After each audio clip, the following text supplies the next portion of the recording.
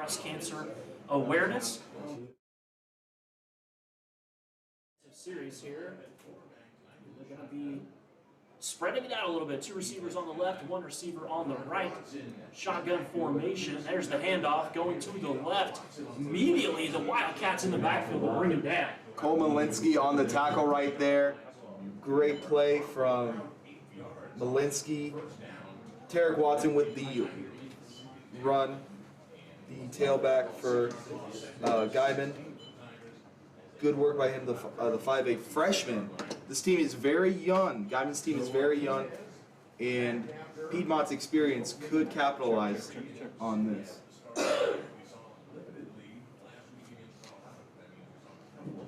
As Guymon is waiting for the next play. Quarterback Carson Martinez steps back, fires, incomplete into that pass. Was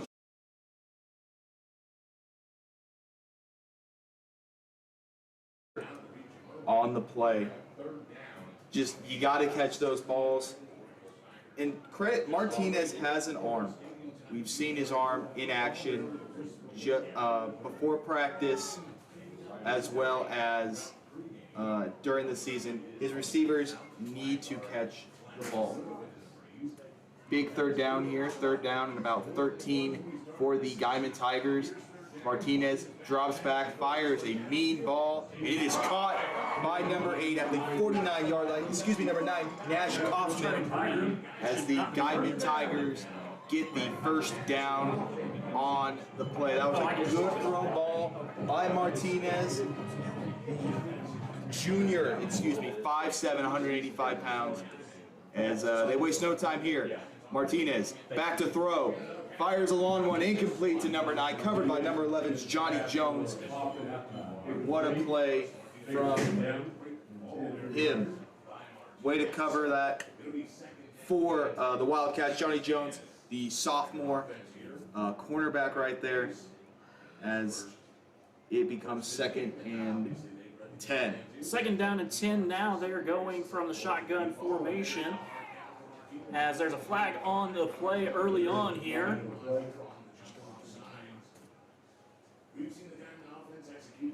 And it looks like that's going to be moving forward here for the Tigers, waiting for the call from the referee. We're going to have a little conference here, Ian, about it. I'm pretty sure that was a false start on the play right there, and it is. So that will move it back for the Tigers here. 5 yards, going to bring up 2nd down and 15 now. As the referee is going to step that off, the ball will now be on the 43-yard line here, as that's where the Tigers will just take back over here. It'll be just interesting to see what they want, what they run here. Carson Martinez, very good with the ball, can make a deep throw, kind of Mahomes-like, where he can nail those deep throws. It just depends on whether or not his receivers can catch it. Martinez has the snap, looking to his right, throws, it's completed. Getting back almost to the original line of scrimmage there. The pass was complete to Nash Kaufman that time for a short gain. It looks to be the go-to connection tonight, as the Wildcats look or need to contend that. This is a 3rd and 11 play now. They converted 1 3rd down, Harlan. Let's see if they do it here. Martinez looking over to the sideline now. He's got number 35, Ponce, in the backfield with him.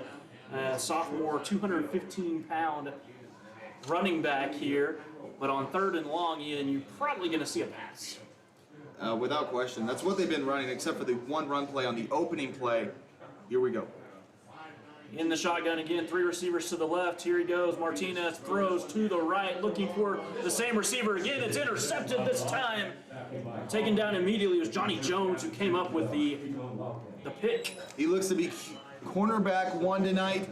Great catch from him. Followed the ball with great precision, and the Wildcat offense gets the debut on this Guymon soil. So it's going to be the first opportunity here for the Wildcats to show their offensive prowess again, taking a week off. They're going to be anxious to get into the end zone or just get any kind of points on the board here early on. And important to get momentum going their way as they'll take over on their own 18-yard line here. And they are coming out with Levi Davis playing the quarterback position tonight. Although I believe you're going to see a couple of different quarterbacks, according to what Ian has told me during the pregame here. Davis has it, hands it off up the middle, still pushing and churning those feet, getting enough for a first down. Nice little run that time, Ian. Yeah, that triple option offense is going to be a killer. Going to tire out Guymon right there. Great opening play from the Wildcats, hoping to capitalize on a turnover from Guymon. Great job that time by Brock Tatar in the backfield, as the back, just keeping those legs moving and churning. He was not going to come down. Yeah, in the Noble game, he was the primary back. Wesley Morrison started the first 2 games as running back 1. Had a little trouble with turnovers, and Brock Tatar has stepped into that position very well. Davis goes under center this time, motion. Handoff up the middle. There's some room this time. He has one player. He's able to bring him down, but another first down this time for the Wildcats. Looks like there's a flag on the play. Great run by Tatar. Straight up the middle. Had 1 man to beat. Trucked him. Got to around the 50. But it looks like this may come back. Waiting to see what the referee's call is here. It actually goes against the defense. Offsides call. And they're going to mark that off. It'll be first down, 5 to go after that penalty, and so they're going to go after early on here. The Wildcats seem like they're going to go to the run. Yeah, that's what the triple option does, man. It's just run the darn ball, as they have told me many times. Back under center here again is Davis. Going with the hard count. There's definitely some jumping that time, and they call that on the whole defense there.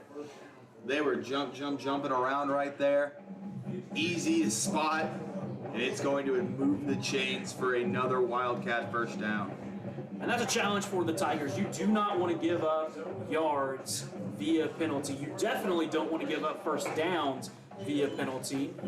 So a little bit of a discipline issue there on that side. We'll see if they can clean that up for the Tigers as we move forward in this game. But the Wildcats for Piedmont have the ball again, 1st and 10 at the 41-yard line as Davis goes under center one more time. There's the motion. The handoff is up the middle to Tatar. He's got another first down as he goes for about 15 on that. Brock Tatar is cutting up the Guymon defense thus far. Doing really phenomenal. Just simple runs.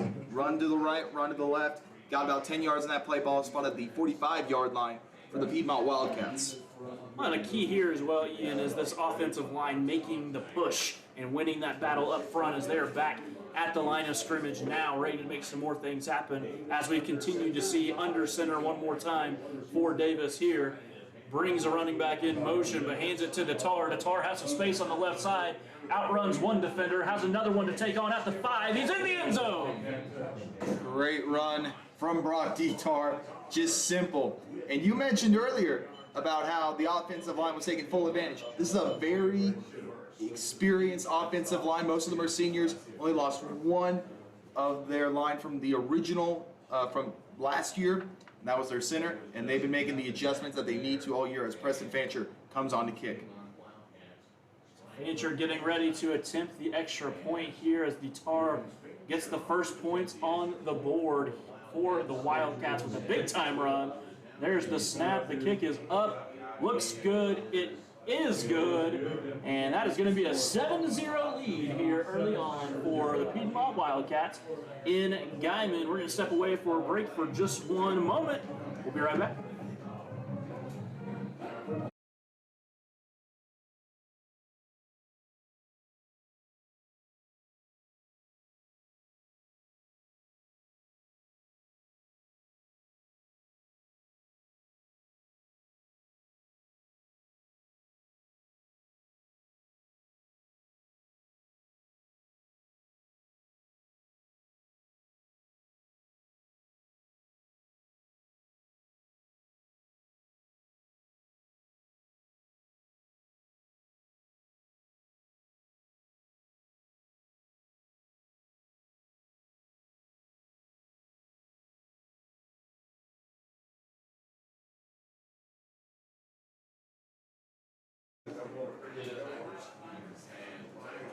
Welcome back to Piedmont Wildcat Football. Ian Nickel with you, as well as Harlan Johnson, as Piedmont is getting set to kick off. First time they played in 2 weeks, as the Guthrie game was canceled just before kickoff, a couple hours beforehand. And here is Preston Fancher getting set to kick off for the Piedmont Wildcats. Kick off for the Wildcats. Fashion. Here's the kick. High and to the left on your radio dial. Goes in for a touchback. So Guymon will set up shop at the 20-yard line. Guymon started okay. Started off pretty well. Had a third down conversion, but that drive ended in an interception, which led to a Piedmont touchdown on the offensive end. Carson Martinez, again, 5'7", 185-pound junior. And his main target tonight, Nash Kaufman, the 6'3", 175-pound senior. When you have the height advantage, you can go far. As Johnny Jones, the matchup that he's facing is 5'10", and a junior. They're going to try to use the height advantage right there as the Guymon offense gets onto the field now. We saw earlier the Guymon defense was a little jumpy. Let's see if the offensive line is the same way on this second drive here in Guymon with 8 minutes left to go. 7-0 Piedmont Wildcats. Here is the snap. Martinez handoff goes nowhere for the Piedmont Wildcats, or for the Guymon Tigers, excuse me. That was number 5, Javier Gonzalez on the run. Nowhere to go, nowhere to hide for the, and Piedmont got to him very quickly as he is brought down to the 18, so that is 2nd and 12 now for the Guymon Tigers. Last year when the Wildcats traveled to Guymon, they won the game 69-6 against the Tigers. Try to get Malinsky to jump, and they will call the flag on Malinsky. So that'll make it a 2nd and 7 for the Guymon Tigers. Cole Malinsky jumped a little bit, and he knew he made a mistake. Sometimes those hard counts are just hard to stop. 7:25 left in the opening quarter. Here goes Martinez once again. Try to get him with a fake count again. They look toward the sideline. So they await further instruction from their coach, Kenny Wooten.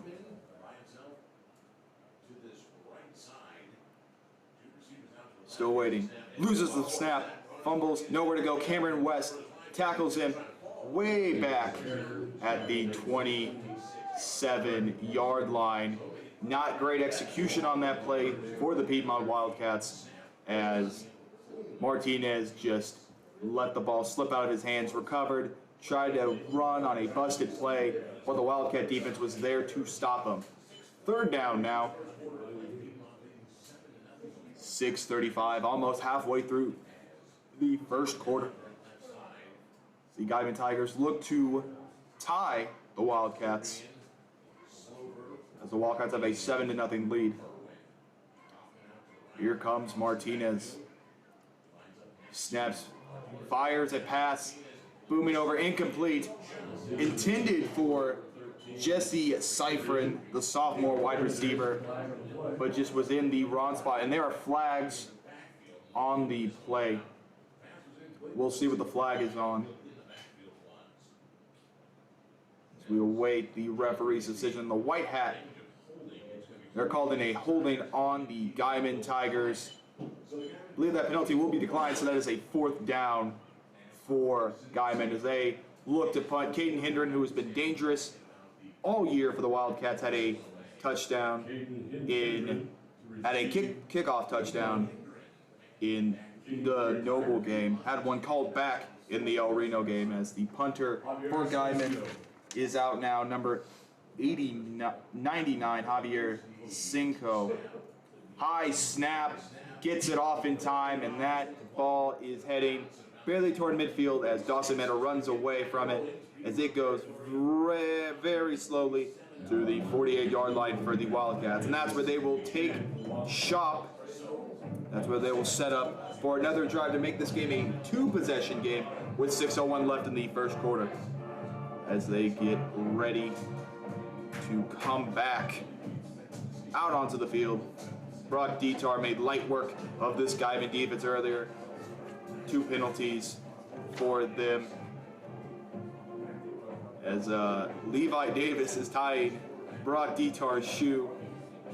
20 as the play clock goes to 20 seconds. Ian, that's teamwork right there in action. I apologize to everybody. I had to step out for just a moment. Shout out to Ian for just being a one-man show for a little while.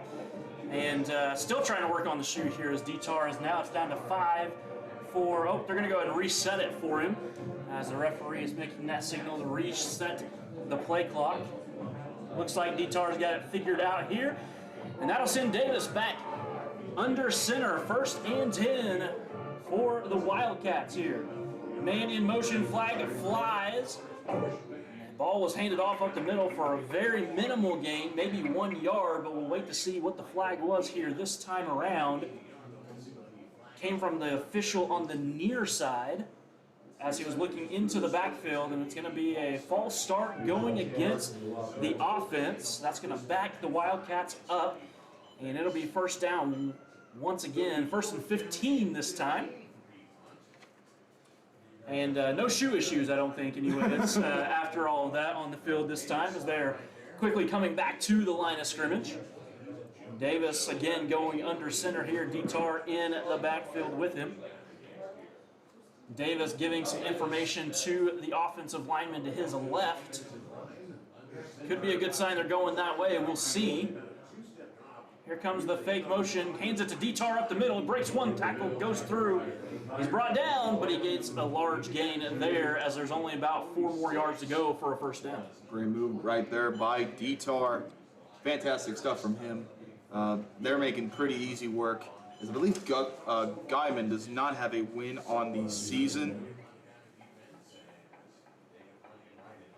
It's going to bring up 2nd down and a 5 here. As Davis is going to go under center again. He looks over the defense, brings a man in motion, hands it to Dietar again. Dietar goes up the middle to the just slightly to the right, gets enough for the 1st down and then some. Let's move the chains one more time for the Wildcats. Good work right there from Dietar again. Just simple plays. Give Dietar the ball, and he will get big gains. Well, we've already seen it early on here as Dietar is just getting it over and over and over again and having a lot of success early on running the ball. We'll see if they go to him one more time. 1st and 10 here. Davis has it under center. There it is, Dietar up the middle. No room that time as quickly the Tigers cover him up. Good push from the defensive line that time around. It's actually Joey Mars on the run. Look to give Dietar a little rest right there. They got to stop. That's got to make you feel good if you are the Guymon Tigers. But still, 2nd and 10 for the Piedmont Wildcats. It's a good job by Gannon Wallace that time of the Tigers getting in there. Wildcats have it. 2nd down, 10 to go. Receiver on each side this time, but still in that triple option formation under center. Davis hands it off. Oh, no, he keeps it. Goes to the left. Gains about 6 yards on the play. It's going to bring up 3rd down. If he could fake the announcer, he could fake the defense. Good run by Levi Davis. Well, in the defense's, defense, anybody can fake me out up here. So doesn't take much. Big 3rd down right here. Not in field goal range for the Wildcats. Is 3.5 minutes. Continues to wind down the clock in this 1st quarter. Ball's on the 34-yard line. Yes, there is 3:28 in counting to go as Davis has it under center. They've got about 5.5 to go for the 1st down. Davis has it, hands it off up the middle, and he's got all kinds of daylight. He's going to take it all the way. Touchdown for the Wildcats. Joey Mars right there on the touchdown run. Fantastic work from him as this Piedmont offensive line continues to show pancaking the defensive lineman, creating enough space for Joey to get 6. Fancher's going to come out again to attempt this PAT. 3:14 to go in the first quarter. 13-0 Wildcats on top so far in this one. Fancher looks ready. Oh, they're going to fake it. The holder's going to try to just run it in. He's got the corner and he's got it. 2-point conversion is good. Brings it to 15-0. Like the trickery there from Bo Phelps, the holder. He grabs it, saw daylight, and ran to the pylon. Fantastic work from him. Well, again, 15-0, 3:14 to go in the first quarter. We're going to step aside. You're listening to Piedmont Wildcat Football here on Crossover Radio Sports. It's sports talk with a purpose.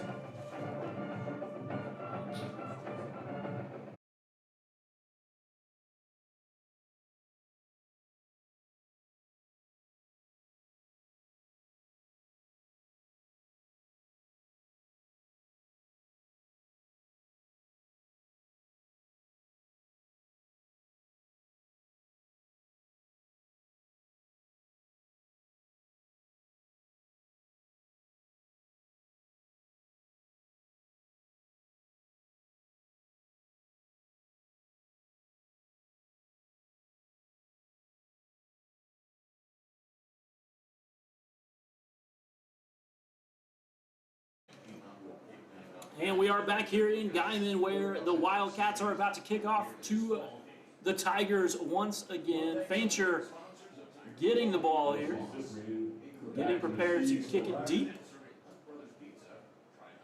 Early on, 15-0 lead as Piedmont has come out aggressive in the run game and a lot of detar early, and he got a little bit of help on that last drive. Yeah, the triple option does wonders when you execute it.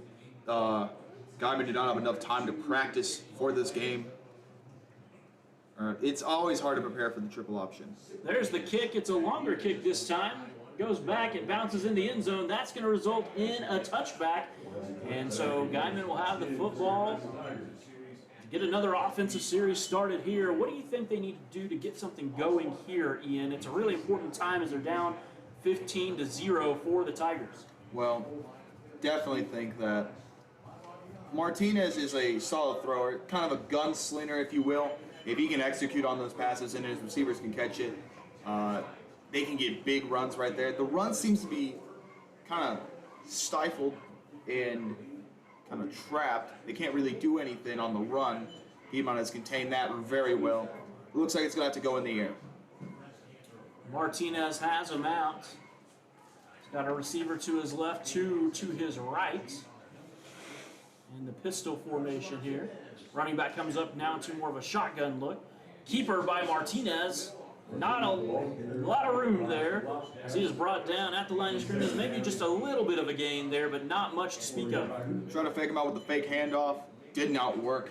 This Piedmont defense came prepared. And when you have an extra week of practice and you had Guthrie cancel on you, you're going to be frustrated. So, unfortunately, Guymon's going to get a lot of anger and a lot of tenacity from the Wildcats. They're going to continue to throw different looks at him, is what I believe will happen here. As you said, Ian, Piedmont just really sprinting and running to the football quickly on the defensive side. Martinez brings him back to the line again. Same look as before, two receivers to his right, one to his left. Gets the snap, looking to pass, throws, passes off the hands of the receiver, couldn't bring it in that time, intended for Jace Stevenson, the tight end, and that'll bring up third down. We've seen that play a lot where he throws a pretty decent ball and the receiver does not catch it. That time it was 15, Jace Stevenson. Look, Piedmont getting very fortunate with some of these pass plays because they can gain some serious yardage if the Guymon Tigers were to catch the ball. Absolutely. Stevenson had some room that time on just sort of a flat route for the tight end coming out off the line there and just not able to connect that time. But Martinez has him to the line for a big third down here with 2:17 now to go in the first quarter.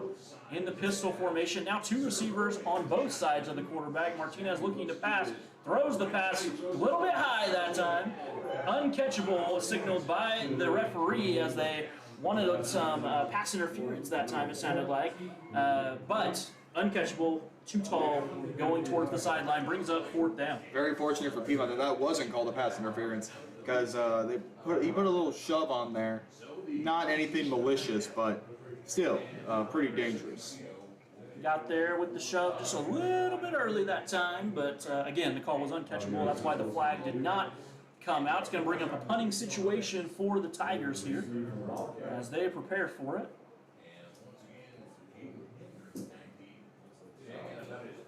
There's the snap. It's a high snap, but he gets it. It's blocked by the Tigers. Comes up with it. It's Cameron West. Touchdown Wildcats. Did he get it in the end zone? It is. Touchdown Wildcats, as Ian just told you.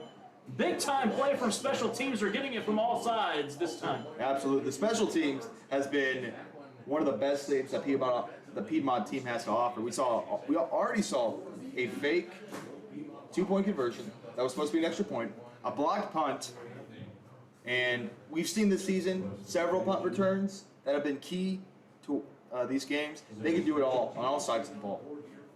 Fancher out there for what we think is going to be a PAT try, but as we just talked about, you never know what look they're going to throw at you here. But again, shout out to Cameron West. Great play to block the punt and come up with the football in the end zone. They do kick it this time. The kick is up. It's good. That's going to bring it to 22-0. 2:06 to go in the first quarter. The Wildcats on top of the Tigers so far. We're going to step away. You're listening to Piedmont Wildcat Football here on Crossover Radio Sports. It's Sports Talk with a Purpose. We'll be right back.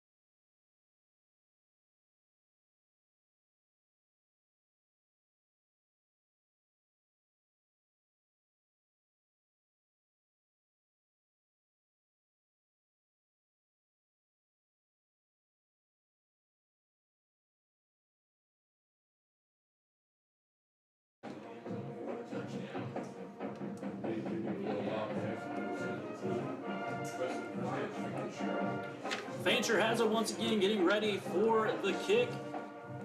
As we are back here at Tiger Stadium. Seen this a few times already in the first quarter. 2:06 to go, 22-0. Wildcats on top so far. Fancher checks with the team, gets the kick. It's a nice one. Backing it up, bounces on the U and Guymon in the end zone. That's going to be another touchback as the Guymon offense again looking to get something going here and just not able to connect on a couple passes in the last drive. They need to just connect on one or two of those short ones to get some momentum and rhythm going. Yeah, absolutely. When you're down 22-0, you need to get anything you can on any side of the ball, really. We'll see what they do here. I like Carson Martinez's arm. It just depends on if those receivers can catch it. Martinez is 5'7", 185 junior quarterback here. In the backfield with him once again is Jairo Ponce. And he's 5'9", 215 sophomore. Martinez has two receivers to the left, two to the right. Going with a hard count here, trying to get the Wildcats to jump off. They don't. They stay disciplined that time. And Martinez gets back to it here. Handing it off to Ponce this time up the middle. Able to get a 1 yard, maybe two that time, but again, not a lot of room in the middle of that defensive line for the Wildcats. And that's been the story for this Guymon offense on the run. 1 or 2 yards, lots of lost yards as they've ran it about 4 times, and it has gotten zero success from them. And that's the challenge here for the Guymon offense is when the running game's not working, you're not connecting on the passing game. You've got to find some kind of consistency. We'll see what Martinez has this time as they're in the shotgun formation again. Two receivers on the left this time, one to the right. But the man on the right is Nash Kaufman. Be on the lookout for him here as Martinez, still awaiting the snap, has it, turns, hands it off to Ponce, up the middle, nowhere to go that time, as quickly the Wildcats get to him. And Ian, who was it on the tackle there? That was Riley Waits-Cox, the senior, 6'3", 255-pound defensive lineman that brought up the tackle. Good work right there as we have a minute to go in this opening quarter. Already a big lead for the Wildcats. Martinez has them back to the line, 3rd and 9 now here, deep in their own territory. Martinez has the 2 receivers split out to the left, 1 to his right, as they will look over to the sideline and see what the changes the coaches want to make there. Now Martinez going back, waiting for the snap, has it. Looking to his right to throw, does let the pass go on the sideline. That pass is caught. Great job by Kaufman. Nice throw that time from Martinez. Really threading the needle there. Let that ball sail into Kaufman's hand as he put that little 2-step on before he got onto the out-of-bounds line. Good play from Guymon right there. Big deal because that is 1st down and 10. Ball's now at the 36-yard line for the Tigers. Big time passing catch from Martinez to Kaufman. I mentioned earlier that's going to be the connection for tonight, so continue to look for that. They're in the pistol once again. 2 receivers on the left, 1 on the right. Martinez waiting, still going with sort of that hard count, trying to catch him, and then looking over to the sideline. Ponce still in the backfield. He's lined up just behind Martinez here. Going to move Ponce to the right just a little bit. Takes it, hands it to Ponce up the middle. Again, not a lot of room there. He gets back to the line of scrimmage, maybe a few inches past that. That's going to bring up 2nd down and long. Yeah, could barely get anything there as the clock continues to wind down about the 37-yard line for the Guymon Tigers. And it looks like, Ian, that's going to be the last play of the 1st quarter. So it's going to be 22-0. Piedmont Wildcats on top. So far, the Guymon Tigers. Tigers will have it 2nd down and 10. We're going to take a break for just a moment. You are listening to Piedmont Wildcat football here on Crossover Radio Sports. It is sports talk with a purpose. We'll be right back with the 2nd quarter.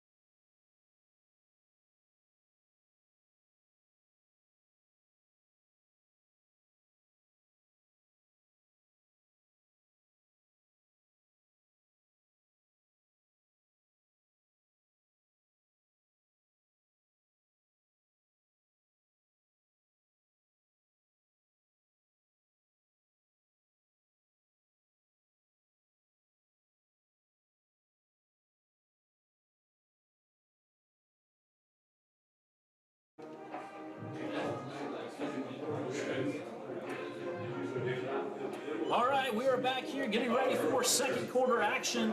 Again, it is the Tigers with the football, 2nd down and long to go. They're going to look to air it out as they have in the 1st quarter.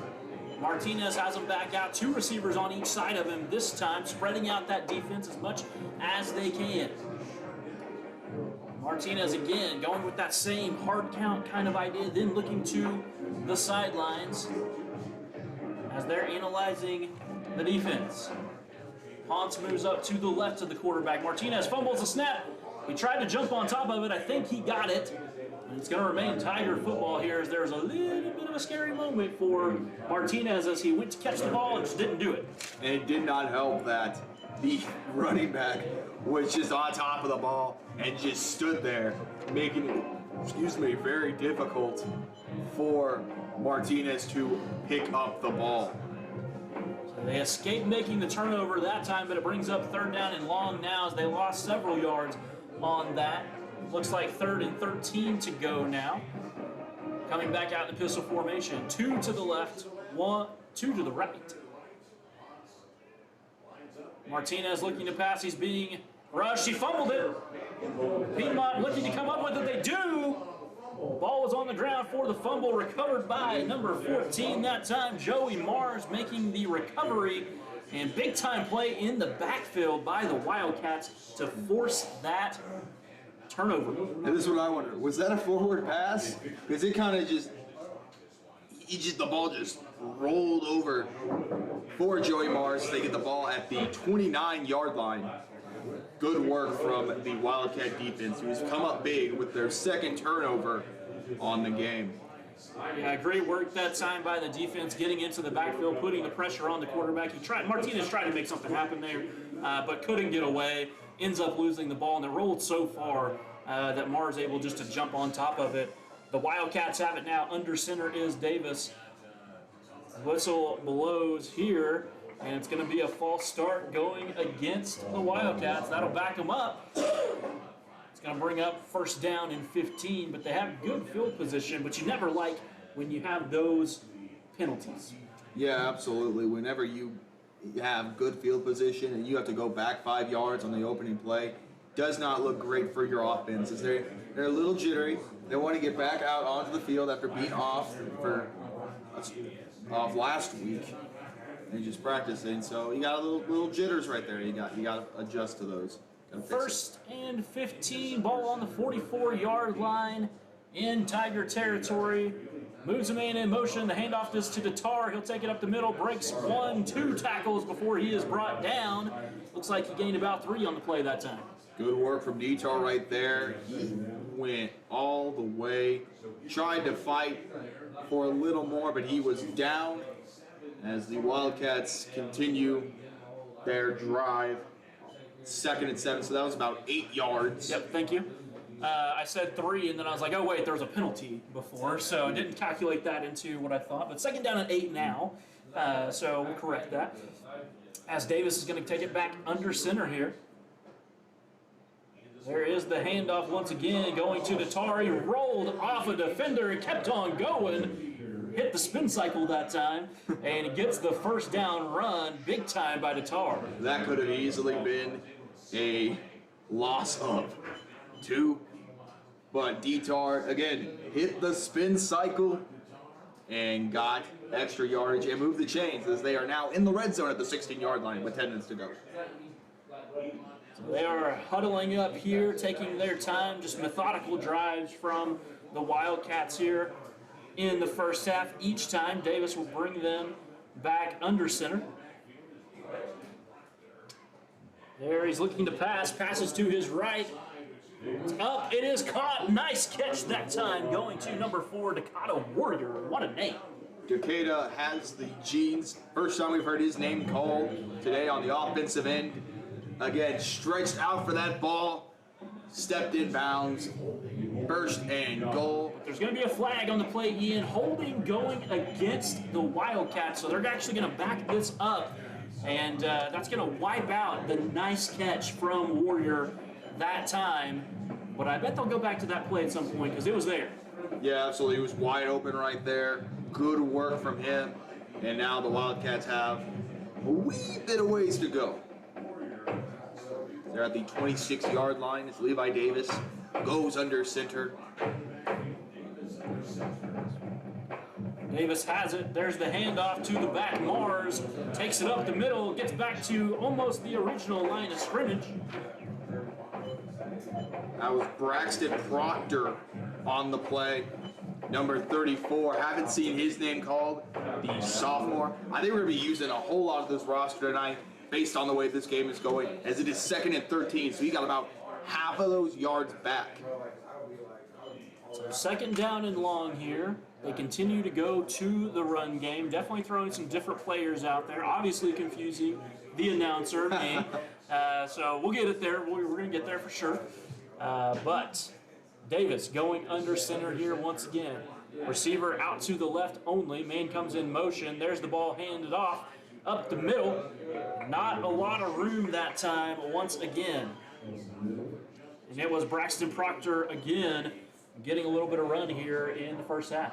Pretty good run right there. It is now 3rd and 10 you have a solid kicker. He's been proven to be clutch all season, so you're not really worried about that.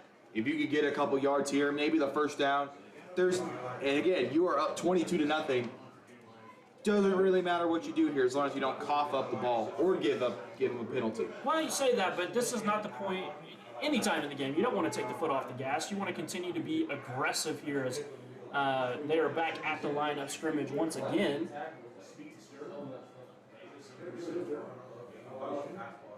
Decatur Warrior with the pitch right there as he gets to the 10, to the 5, and it's heading into the end zone. Will it be called a touchdown? He's stopped at the 1-yard line, but it is a first and goal for Decatur Warrior on the play. Great run by him. First rush we've seen from him. Great run by Decatur Warrior right there as the Wildcats inch closer to the touchdown marker. First and goal from the 1 here as they look to punch this one in. Davis goes under center. Brings a man in motion again. There's the handoff to Proctor in the backfield. Did he get there? He did! Touchdown, Wildcats! Fantastic work from Braxton Proctor. Getting some action. We haven't seen it in the first 3 games of the Wildcats season.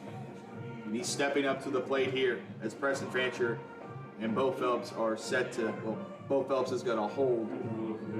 Preston Fancher is going to kick the extra we point think right he's going to. We think he's going to kick. So they have had a 2-point conversion earlier on. They faked the PAT, and great fake. It worked out really, really well as Bo Phelps was able to run to the corner. It's a flag on the play now. Go for the kick, the flag on the play. I was like, oh, were we seeing another fake here? And no, it's a flag. It's going to go against the Wildcats. All start on them. That's been eating them up today. Although they are up 28-0, you have to make sure you do not give up penalties. Their next game is Carl Albert, more than likely, as Western Heights. That situation continues to get a little murkier with all of that going on. As Preston Fancher sets to get a longer kick. Definitely a longer kick here now from 25 yards out. There is the kick. It is up and it is good. No problem. That's going to bring it to 29-0. 7:26 to go here in the first half. Your Piedmont Wildcats up on top of the Tigers. We're going to take a break here. You are listening to Piedmont Wildcat Football on Crossover Radio Sports. It's Sports Talk with a Purpose. We'll be right back.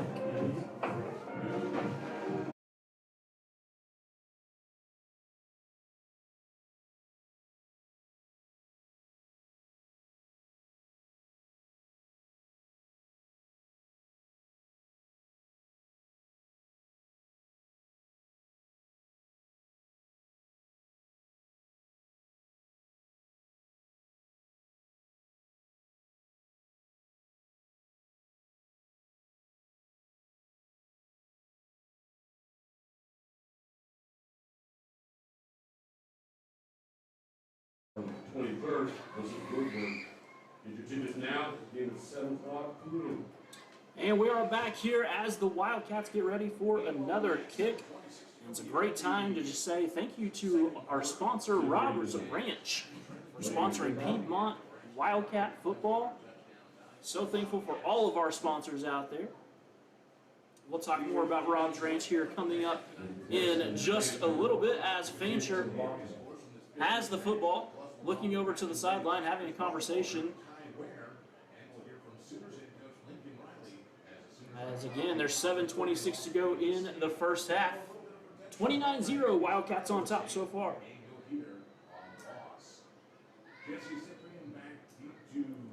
Fancher fires a kick. It's returnable as Guymon is returning the ball. He gets to the 10-yard line and is brought down by a host of Wildcats, not very far at the 10-yard line. Great work from that Wildcat defense. Going to be a long field here for the Tigers once again as they are going to take over at the 11-yard line in their own territory. And again, we mentioned it, so it's been the difference of just a few things here, just not being able to get into rhythm so far for the Tigers, struggling. to get some passes and catches connected, and then there's just not been any running room for them early on. We'll see what Martinez can do here coming out on this drive. Piedmont defense also has 2 turnovers, so let's see if they can get another one with 7:20 left in the second quarter. A little bit of a different look here. 2 running backs in the backfield. There is the snap. Martinez tries to hang on to it. Not a lot of room still in that running game, even with that different look. It's going to bring up second down, long to go. Big spats. Carson Martinez, unfortunately, has not been able to hold on to the ball. We've seen, I think that's his 3rd kind of bobbled snap from him. And he needs to hold on to the ball. He's fortunate that there wasn't a turnover given up there. 2 receivers on each side now. As Martinez waits, they're going to look to the sideline once again.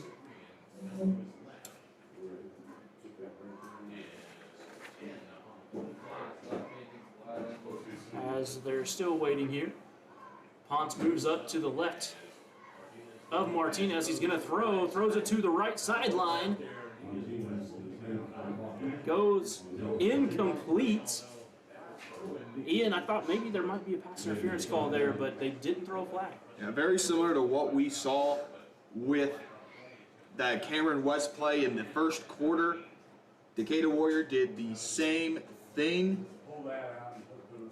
See, the scoreboard is kind of malfunctioning at the moment. The play clock trickles down from 24 as they're all waiting on the field. And everyone is paused. I think Martinez is talking to the referee as the scoreboard just shuts off. It looks like they're going to get these things figured out here, as there's a little bit of confusion as to what's going on, but the head referee looking to get this one back going again. Let's take a look at scores around the league while they assemble that. We get onto the field. Muskogee and Sand Springs. Muskogee trailing Sand Springs, who's now 3-1, 17-7. Bixby and Carlisle for the big game of the week. Bixby is up 14-7, as that is in the second quarter. Booker T. Washington is up 7-0 on Bartlesville. Ponca City is up 14-12 against Choctaw, and Stillwater is up big on Del City, 21-6. They're still trying to get this figured out, and it's a good time. Ian, I mentioned Rob's Ranch earlier. Rob's Ranch exists to impact the lives of men who suffer from substance abuse by providing hope and guidance to them and their families through proven therapies and spiritual growth. Christ, family, and compassion. Give them a call, 405-253-3838. For more information, again, we are thankful for Rob's Ranch and their sponsorship of Piedmont Wildcat football. So the scoreboard has blinked a few times. The good news is the play clock is working. I know here in the press box they're doing everything they can to get this figured out. It looked like the head referee was trying to kind of get the thing going and said, we'll go without the scoreboard, we've got the play clocks, and then they had to make a new plan. So they're in the middle of making that new plan right now. Yeah, it looks like they're starting to get lined up here. Eventually, looks like they're going to go on as Martinez. So play clock is running here. Martinez has him in the shotgun formation. Ponce to his left. 2 receivers split out. Martinez has it. He's going to keep it. Looking to run. Trying to get out to the right. Nice little spin move that time for Martinez. Gets a nice solid gain there. It's going to bring up 3rd down and short now. It is 4th down short. Great run by Carson Martinez. Haven't seen a lot of his mobile ability just yet. He took advantage of the extra time as Guymon looks like they might go for it. I've not seen the punt unit out there just yet. Well, it's certainly time just to go for it. See what happens. 29-0 the score. It is 4th down here. As I was looking over at the scoreboard and saw a 3rd, but remember the scoreboard is not functioning 100% right now. They're getting on it as far as that goes, but the game still continues to move forward. 4th down and short. They got to be careful here as Martinez has been going to the hard count, and it looks like there was movement there from both sides, but I think an offensive lineman moved early. It's going to be a false start. We'll see what the call is. Looks like it will be on, actually, I believe they're calling a timeout on Guymon. Good timeout that time from the Tigers, as Fortunate. it looked like there was going to be a false start called. So timeout on the field. We're going to step away for just a moment. And as we do, I want to give a shout out to F&B Bank from Piedmont. And Yeah, F&M Bank, one of our great sponsors here on the season.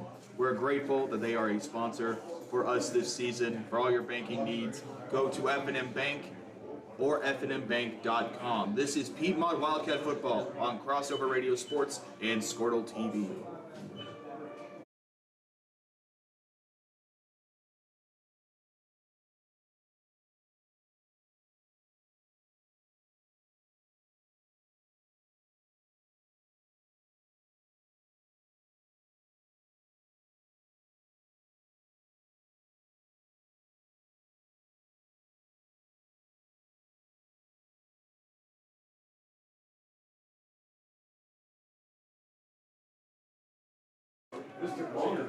Welcome back to Piedmont Wildcat Football here on Crossover Radio Crossover Radio Sports and Squirtle TV as the Guymon Tigers try to get a fourth down here.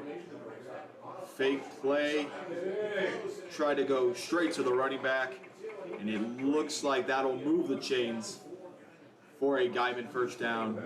Lots of confusion on that play. I believe the run was by Guymon's number 35, Haro Ponce.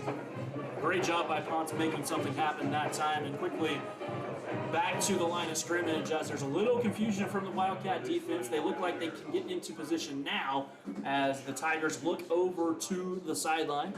Martinez in the pistol formation. He's got Ponce in the backfield again, two to the left, two to the right. Again, trying to spread out this Wildcat defense. Martinez has it, steps back. He's going to throw to the sideline, and receiver just not on the same page that time. Pass intended for Jesse Cyprian, but didn't look like they were communicating well there. Yeah, his back was to the ball. He was not prepared for that pass at all. Didn't think it was going to him, but he was covered by Bo Phelps, Caden Hendren on that play. So he was double coverage. Great work from the Wildcat defense as it is 2nd and 10. Yeah, and just that miscommunication of it looked like Martinez thought he was going to the sideline, and just it wasn't there. Going to bring up 2nd down now in 10 to go, and it looks like we got the scoreboard back going. So it's showing 4:43 to go here in the half as Martinez has him back out. Two receivers to the left. There's the snap. It's dropped again. Martinez looking to make something happen now, trying to get out wide.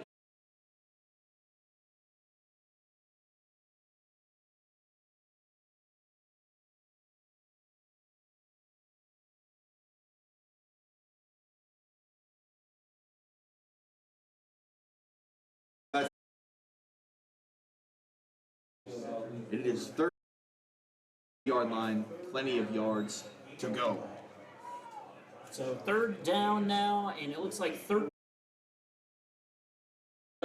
They look to the sideline.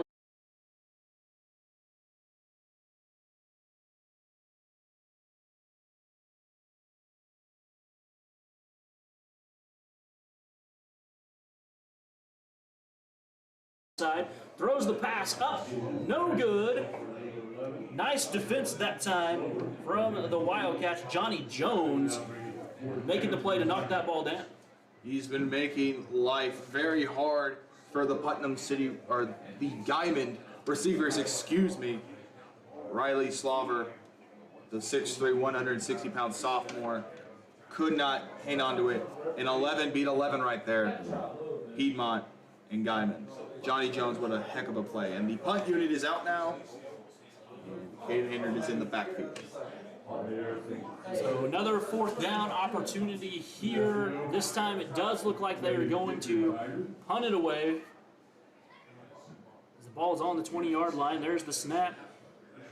Solid kick end over end, bounces at the 49-yard line and then rolls into Wildcat territory and goes out of bounds. And that is where the Wildcats will be taking over. And it looks like they've spotted the ball at the right in between the 45 and 46 yard line this time around. And I mentioned it before, and F&M Bank, we're just thankful for them. They're in Piedmont, and go see them for all of your banking needs. Why wait for financing? Get quick decisions from a family-owned bank right in your backyard. You need a checking account, savings account, they are the place to go. F&M Bank, right there in Piedmont. Thank you so much for your sponsorship. Go see them quickly. Speaking of Piedmont, they're back out there now at the line of scrimmage. Davis has it, looking to pass, gets a little bit of pressure, able to avoid it at first, and then coming up with a big play in the backfield, number 40 for Guymon, Caden Acevedo. Awesome, wow. What a heck of a sack right there from number 40 Guymon. First time the Wildcats have had on the offensive end with a sack or a loss of yards. That's a loss of about 5 right there. Let's see if Piedmont can adjust. So Levi Davis again did well to avoid the first bit of defense in his face. Acevedo comes back in and sacks him, brings him down, brings up second down, 16 now, as Davis has it. Hands it off up the middle this time. Not a lot of room, gains 2 or 3 yards before he's brought down. And that was Dawson Mater on the run. Dawson very quiet offensively and defensively. He's there and he does his job well, even though he doesn't get the big play. So 3:12 now in counting in the first half. 29-0 Wildcats on top so far. Davis has them under center once again. Takes the snap, pitches it. Out to the left, he's got some room out there. All kinds of room. One defender to beat. Look, he makes a move. He's going to go. They finally catch him before he's able to get it in. Decatur Warrior with a big run right there for the Piedmont Wildcats. Sliced and diced that defense up like he was playing Fruit Ninja. What a play from Decatur Warrior. What a run. Good chunk of yardage, and it now becomes first and goal at the 4-yard line. And that's officially my favorite reference on the night. Warrior is a fruit ninja. I see what you did there. I see what you did there. So first down after that big time run, and it was really predicated on Davis's fake there to the up back, and then pitching it out, getting Warrior all kinds of room on the left. We'll see what they come up with this time. There is the snap, handoff goes up the middle. I believe it's Mater who had it. Gains a couple yards, not quite able to get any further there. Gonna bring up second down. I like what we've seen from this Piedmont team so far. Again, Guymon is a winless team at the moment, I believe. But nevertheless, it is a district game, the opener for Piedmont's district play, as it was supposed to be Guthrie, but that game was unfortunately canceled due to a positive test from the Blue Jays. Second and goal now. I'll let you take it the rest of the way. So, officials calling a penalty here. Looks like unsportsmanlike conduct going against the Tigers here. As there was a conversation between the coach of the Tigers and the head referee here, the white hat, called unsportsmanlike conduct. So they are getting that sorted out, figured out. That's going to change it to first down, it looks like. It's been a frustrating game for Guymon, and it's unfortunate that you see the coach, get angry. You don't really want to see that, but understandably, he is angry. His team is down 29-0, and Piedmont looks to score again. Going back under center now to talk about. I mean, there's all kinds of things right now in the world today, right? So too much stuff right now. The Wildcats are without their coach, Jeff Hall. Aaron Dillard is acting head coach. Hall is quarantining right now due to, I believe, contact tracing. I'm not super sure. And here comes the kick Kick is good from Fancher to extend the lead to 36-0 for the Piedmont Wildcats. 2 minutes left to go in the second quarter. Piedmont up big against Guymon, where we will take a quick commercial break. This is Piedmont Wildcat football only on Crossover Radio Sports and Squirtle TV.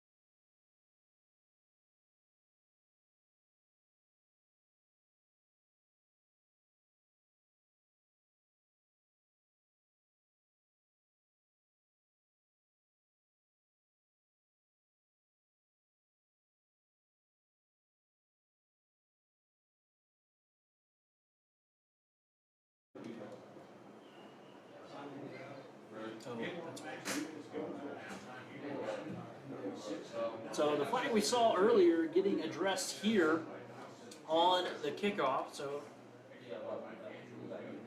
still not sure exactly what the call was. We mentioned it before during the PAT, but here's the story. It's 36-0. Wildcats on top in this one. 2 minutes to go in the first half.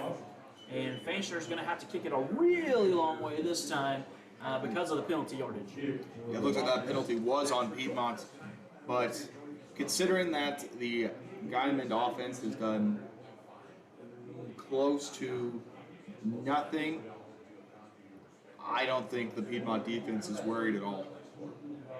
Again, you never want to take your foot off the gas, though, no matter what's happening in the game, because Martinez has the opportunity to connect on those passes as Fancher gets the kick.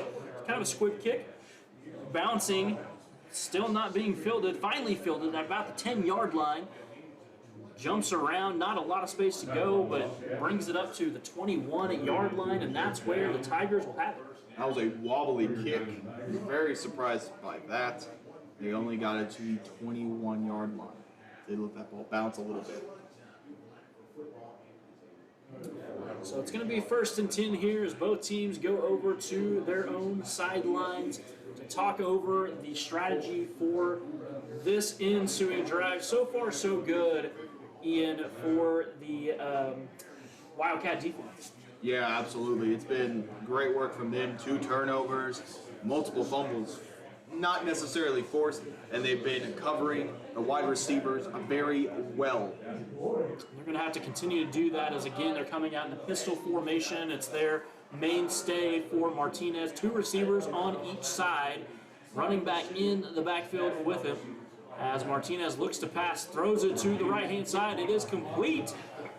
And a host of Wildcats able to bring him down before he can get the first down. So a few yards short of the first down, but a big-time throw and catch here as Guymon tries to get something going with 1:40 in counting to go in the first half. They're probably going to go a little bit faster here. Again, just trying to get some kind of points on the board before halftime is over. Martinez has it. Has 3 to his left, looks downfield to the right side, tries to go deep. Couple of Piedmont defenders over.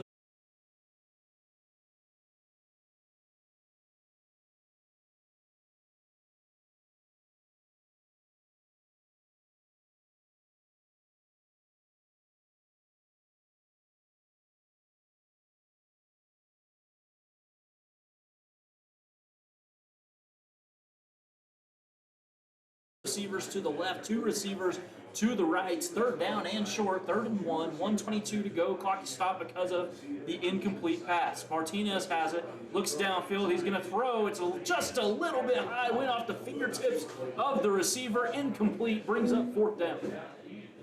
Why wouldn't you just go for the simple 1-yard play where you can go throw punts, as that's the 2nd time they've converted that Wildcat play on a 4th down. It's been working for them on 4th and short. 2nd down, 57 seconds to go now.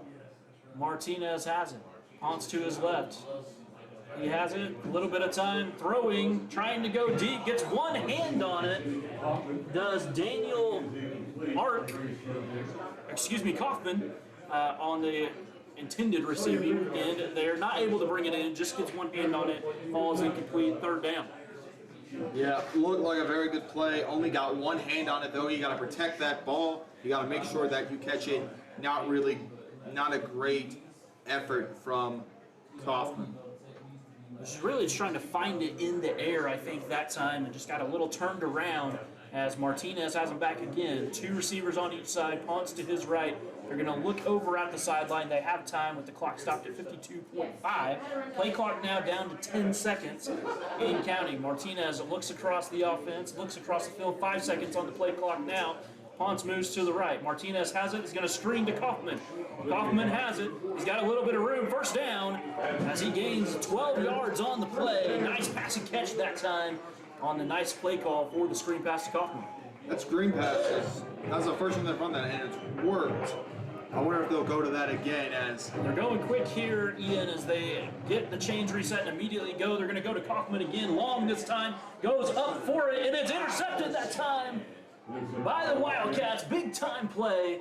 That was number 11 going up for the football, Johnny Jones, and coming down with it. Did a great job because Kaufman was right there, actually trying to play some defense that time. I thought it was going to be another Hail Mary scenario like in 2012, but Johnny Jones with his second interception of the game.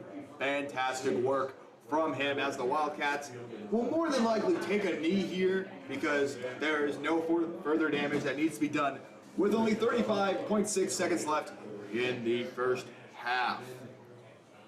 35 seconds to go. Great play by Johnny Jones coming up with that second turnover. We'll see what the Wildcats do here. Davis goes under center. He has the snap, hands it off up the middle. Oh no, he pitched it to the left-hand side. A little bit of space on the left again. We've seen this play before. And goes out of bounds. It was Johnny Jones who just came up with the interception, his second, who now gets the chance for a nice gain on first down. Runs like the wind right there. Good work from him as he gets it barely across midfield. Good call stepping out of bounds and stopping the clock. 27.5 seconds left as the Wildcat offense continues to cook. Absolutely, and again, we've seen that play before. They've been going towards that, pitch it to the left, fake it up the middle, pitch it to the left, and it has been daylight every time, I feel like, so far for that play. Davis has him back at the line of scrimmage now, under center. He's going to keep it this time. Now they're going to pitch it to the right-hand side. Gets it into the running back's hands. He's got some space. Nobody in front of him. He's going to take this one all the way. 5 yard. He's in. Touchdown for the Wildcats. And Ian, who was it? That was sophomore Jacob Anglin on the play. Great run by him. Another pitch, but there's a flag on the play, as that was supposed to be his first touchdown of the season. We'll see what the call is. So he's able to have so much space there, Ian, because it is a holding call. It's going to bring the Wildcats back. And so the exciting play that time from England, first potential touchdown on the season, comes back. But I'm guessing he's going to get some more chances. Absolutely. That's the second time that's happened to him on a penalty. But I wouldn't be surprised if they just ran that play again because that pitch has been working very well. They're holding on to the ball, which is not something that we've seen last couple of games. There's been turnovers on the pitch end. We'll see what the Wildcats do here with 16.8 seconds to go. Joey Mars in the backfield this time as Davis goes under center. Brings motion here as he's going to drop back to pass. Looks for a deep pass. Ball's in the air. No, incomplete. Good defense that time from the Tigers, as that pass was intended for number 15, Cole Riggs. And again, solid defense that time from the Tigers, causing that incomplete pass. That was some good coverage from Guymon's number 22, Kyan Rice. I believe I said that right. 10.4 seconds to go, second down. That was a good executed play, but Guymon just seemed to be there. Nice throw by Davis. It's nice to see that they're willing to be aggressive and try to go for the passes. Davis has him under center yet again. Cole Riggs in the backfield. There is the pitch to the left. It gets into the hands of Decatur Warrior. He goes to the left. He's got some space again. Trying to run. Still going. Cuts it back to the right. He's going to go all the way. Touchdown. I'm looking around. No flags this time around. Touchdown Wildcats. This time run by Decatur Warrior. Decatur Warrior's second big run of the game gives him 6 for the Wildcat offense. Big runs right there. Just straight up on the pitch. Fake it in the middle. Good work from him as he dodged defenders like he was playing a different sport, dodgeball. And I gotta say, it looked like everyone else on the field was in slow motion there because he got to the corner and I thought he was gonna maybe step out of bounds or something, but then he just hit the Jets and kept on going, and it brings Fancher onto the field for another PAT try. Rare buzzer beater touchdown. There's the snap. The kick is up. Nice kick. It is good, and I'm going to tell you something. Fancher has a leg on him. He can kick from quite a ways out as it brings it to 43-0, and that is going to bring it to halftime. So, once again, 43-0 here at halftime. Wildcats on top of the Tigers. So far in this one, we are going to step away for just a little bit. When we get back, you will be having the halftime show with Ian and Harlan, because that's who you got. So, you are listening to Wildcat Football here on Crossover Radio Sports. It is sports talk with a purpose. We'll be back in a moment.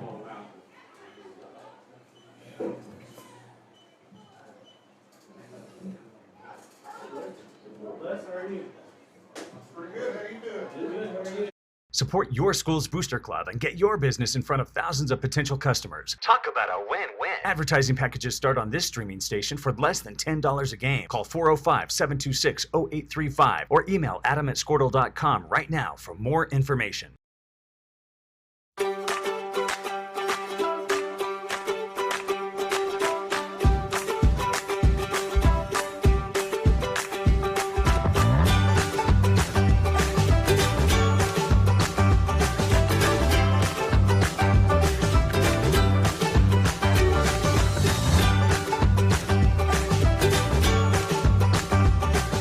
Stream like the pros with Squirtle Live. Find out more at squirtle.com/stream.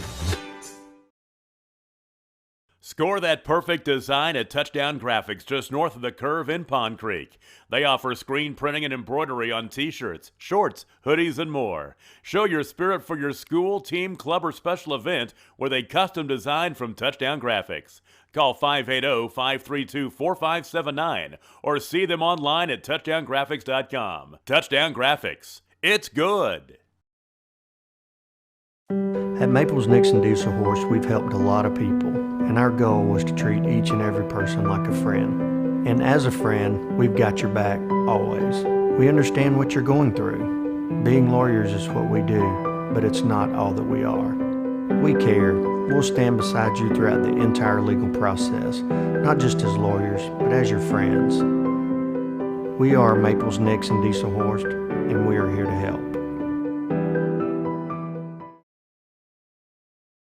Dr. Matt Dieselhorst at Dieselhorst Sports and Orthopedics can help you get game day ready. Dr. Dieselhorst works with athletes of all ages, taking a coordinated approach to accelerate return to play and maximize athletic performance. His work with pros in sports training, injury prevention, bracing, functional rehabilitation, and imaging works seamlessly with his medical and surgical expertise. Get started by going to Dieselhorst Sports and Orthopedics. Let Dr. Matt Dieselhorst get you back on the field, backing all Oklahoma athletes on the field and off. When it comes to cellular service, why pay for data you don't use? Pioneer Cellular offers a variety of plans designed to give you the lowest prices on the data you and the others on your plan really need. That's why people all over are switching to Pioneer. Pioneer Cellular can save you money on your family plan, no matter how you define family. Do the math. Visit our website at gopioneer.com, call us at 800-641-2732, or stop by a local Pioneer store. Find out how much we can save you. Great Plains Land Company came together out of a desire to return to what a land company should be, a client-centered organization as passionate about the land as you are. Land is not something we deal with from 8 to 5. Land is truly our passion. Whether you are looking for your dream property or listing a property, you need an experienced land specialist working for you. We invite you to call our Great Plains Land team today at 405-761-4808.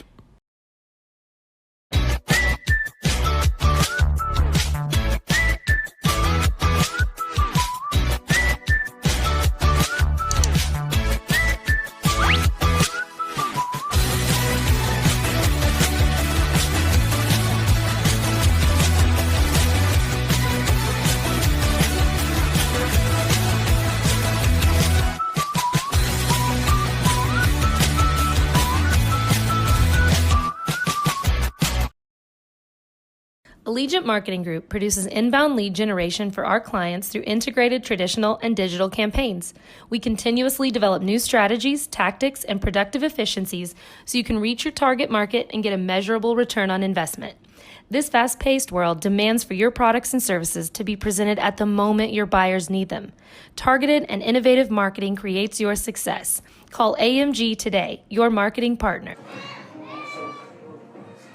And we are back here with you at Tiger Stadium as the score is 43-0 in favor of the Piedmont Wildcats. And before we get into that, Ian, I just want to give a shout out to Rob's Ranch, one of our amazing sponsors here. The Rob's Ranch Addiction Treatment Program focuses on the time-tested, proven model of 12 steps of Alcoholics Anonymous. Rob's Ranch provides our men the best care available in the addiction recovery community. Our staff embodies over 80 years of combined counseling experience and has seen thousands of men and their families renewed and restored to health and freedom. They also have family counseling services that are available, and they are located in Purcell, Oklahoma. Call 405-253-3838. That's 405-253-3838 to contact Rob's Ranch. Ian, 43-0. At halftime. Good showing so far from Piedmont, but still a few mistakes here and there. What have you noticed that they need to really focus on here in the second half as they prepare for what's to come later on in the season? Well, I think they got to fix the false start penalties that have been occurring. There's been too many times where they have been called back for holding or false starts. It's cost them a couple of points, which, I mean, not to be greedy, but 43-0 is very good. So you'll take what you can get. But other than that, I like the development of Levi Davis. Them pitching the ball has been working out very well. No turnovers for the Wildcats. It's been a very good game for them, minus the turnovers. Not the turnovers, the penalties. Penalties, yes, absolutely. You want to clean those up. We've mentioned it. You want to be disciplined on the field so that you're not shooting yourself in the foot, because, well, again, it probably doesn't matter in this game, 43-0, but those kind of mental mistakes and giving away yardage can rear its ugly head at just the wrong times. So this is the time to work on it. Yeah, absolutely. You're now playing, I assume, with a running clock at this point, maybe in the fourth quarter. So you just got to play the way you play football and just go out there and just continue to win. Don't let your foot off the gas. Just keep it up. Yeah, and the thing is no matter what the score is, reps are always going to be important for both sides in the game. Is to get real live in action game time stuff coming at you, because you have to know how to deal with the moment, right? And the only way you know how to deal with the moment in 2 weeks from now is to deal with it today. And so you get that practice, and you get to see what's happening, you get to react, and it allows for better conversations from both coaching staffs on the field as well as in the film study later on. Yeah. It's going to concern me as the Wildcats take on Carl Albert next on Thursday night. They're playing Bixby right now, and they're what should have been their toughest competition. Guthrie canceled. So my concern is the level of the team that you're playing, the level they're at. Can you replicate that against Carl Albert? They did okay. They did pretty well against El Reno. Did really well against Noble. And they took on a 6A team for the first time. This isn't new to Carl Albert. They're taking on Bixby right now, one of the best teams in Oklahoma, perhaps the nation. They play Del City every year. think they play Midwest City every year too. They're not new to this. Piedmont is relatively new to this, and you want them to be out and again shock the state like we did last year. Yeah, absolutely, and I think that's a key difference this year from last year. Is it's now people are watching, and they are seeing what you bring to the table and just getting used to what you do, and then throw into it all this COVID and quarantine and games postponed and canceled, all the different things that come with that, and that's challenging just to the mentality of a football team, because now, you know, all of a sudden we're not working towards last Friday night because something happened, and now we're working towards next Friday night. How do you deal with that in those moments? So what I'm seeing from Piedmont is that mentally they're there. We mentioned the penalties, but they showed up. Absolutely, they came to play tonight, which is what you want to ask for. Now I think the goal is make sure nobody gets hurt. Sure. On the other side for Guymon, you know, they need to come out and do some things just to feel some positive momentum in the second half. What do you think they could change to get a different result here? Well, quite simply, I think you just got to make sure your receivers can catch the ball.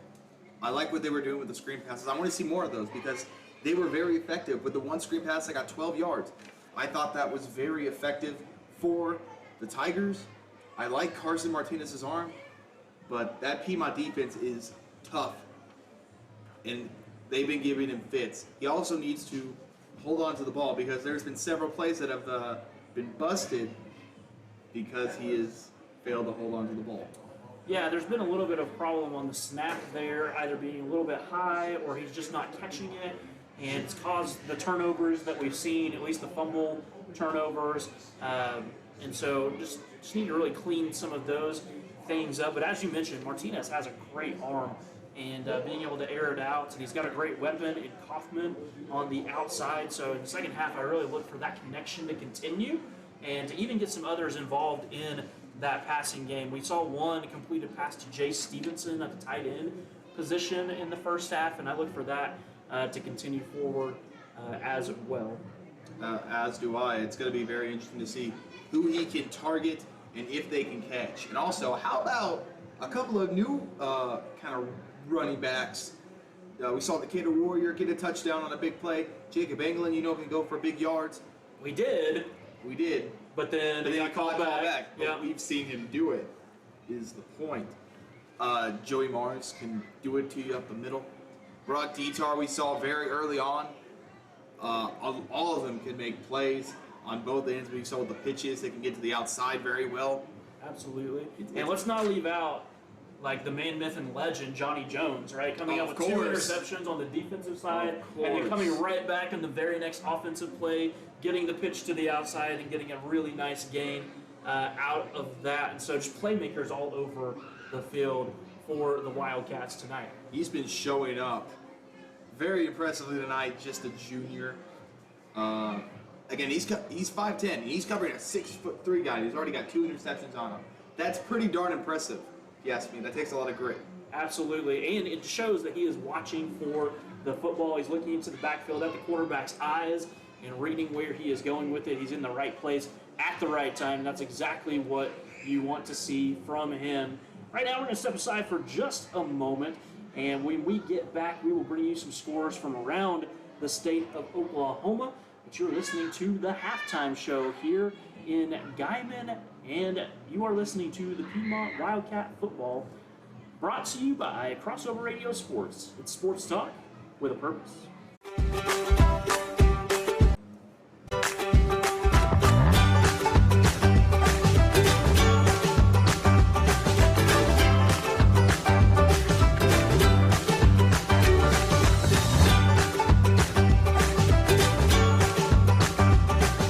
Stream like the pros with Squirtle Live. Find out more at squirtle.com/stream.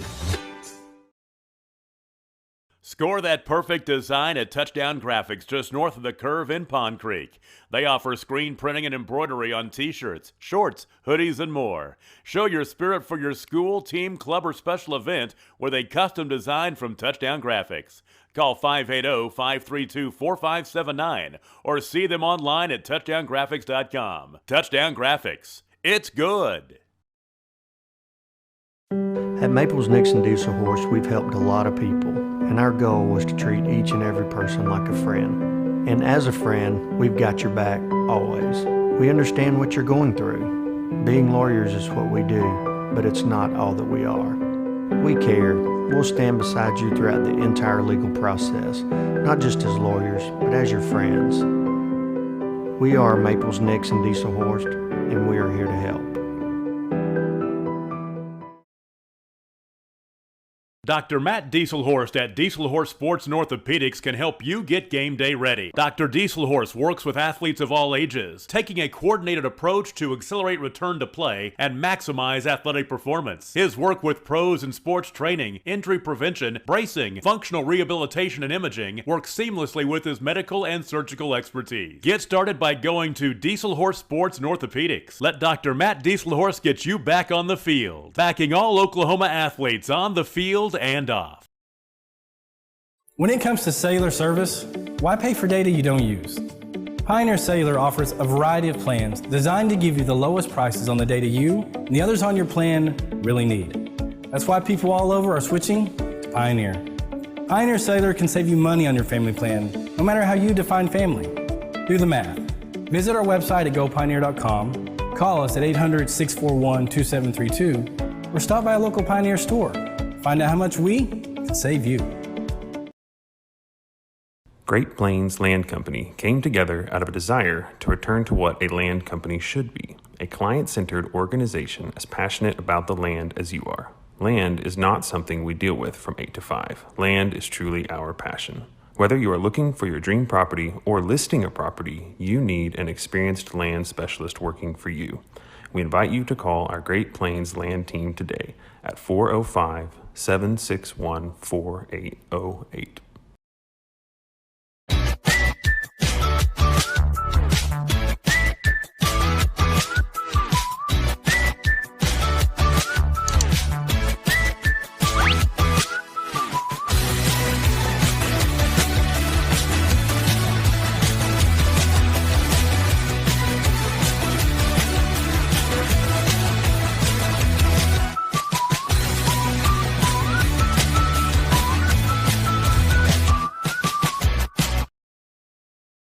Allegiant Marketing Group produces inbound lead generation for our clients through integrated traditional and digital campaigns.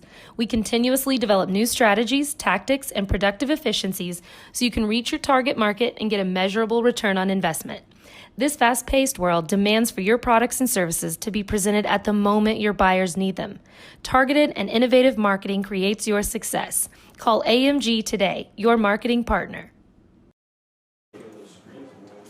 And welcome back to Piedmont Wildcat Football. It is still halftime here in Guymon, and this game is on Crossover Radio Sports and Squirtle TV. Let's get to the scores across this great state. Norman and Edmond Memorial both seeking their first win, is tied 7-7 in the third quarter. Broken Arrow and Jinx, both two Tulsa top teams. Broken Arrow leading 24-14.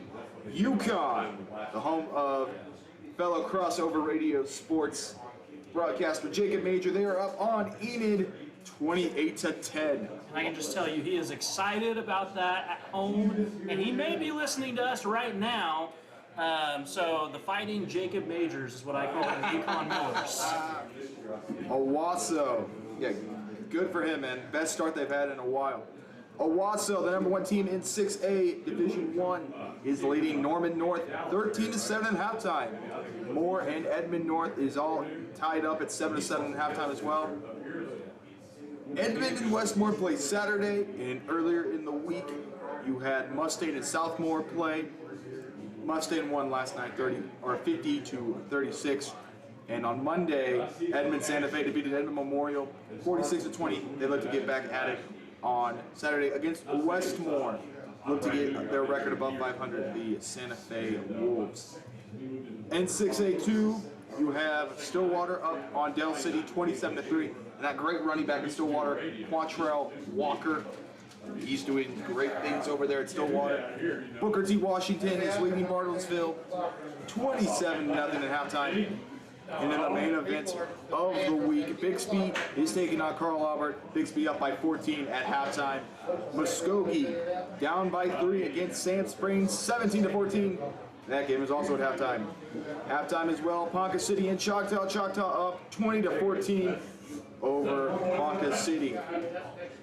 Midwest City JV lost to Anadarko 40-0 on Thursday. We'll head elsewhere to 5A. Duncan up on Noble. Noble having a sluggish start. Second quarter, Duncan up 14-6. McAllister up on East Central. 50-7 at halftime as East Central's undefeated record looks to be extinct. Sapulpa in a dogfight with Collinsville in the third quarter, 21-17 in favor of the Collinsville Cardinals. Shawnee taking on Edison Prep. Shawnee up 22-3 in the third quarter. El Reno, a former opponent, the first opponent Piedmont faces this season, down against Lawton MacArthur 10-6. That game is also at halftime. The Claremore Zebras up 24-0 against Tulsa Memorial. Elsewhere in the state, Tahlequah up big on Nathan Hale, 57-0 at halftime. Bishop, a district game, Bishop McGinnis up against Woodward. McGinnis is up big, 42-7 at halftime. Pryor taking on Glenpool right now. That game is 14-12 in favor of Glenpool. Coweta beating Will Rogers 38-0. Or they're up right now at halftime. In 4A, on Crossover Radio, you have the Bethany Broncos taking on Elk City. That game is at halftime, 14-14. That's a good game to check out. That game is on Crossover Radio. Jeremy Coleman, Ryan Abernathy on the call there. Clinton and Kingfisher. Kingfisher down 14-3 against Clinton in the third quarter. Upset alert potentially. Weatherford big up on Elgin, 41-7.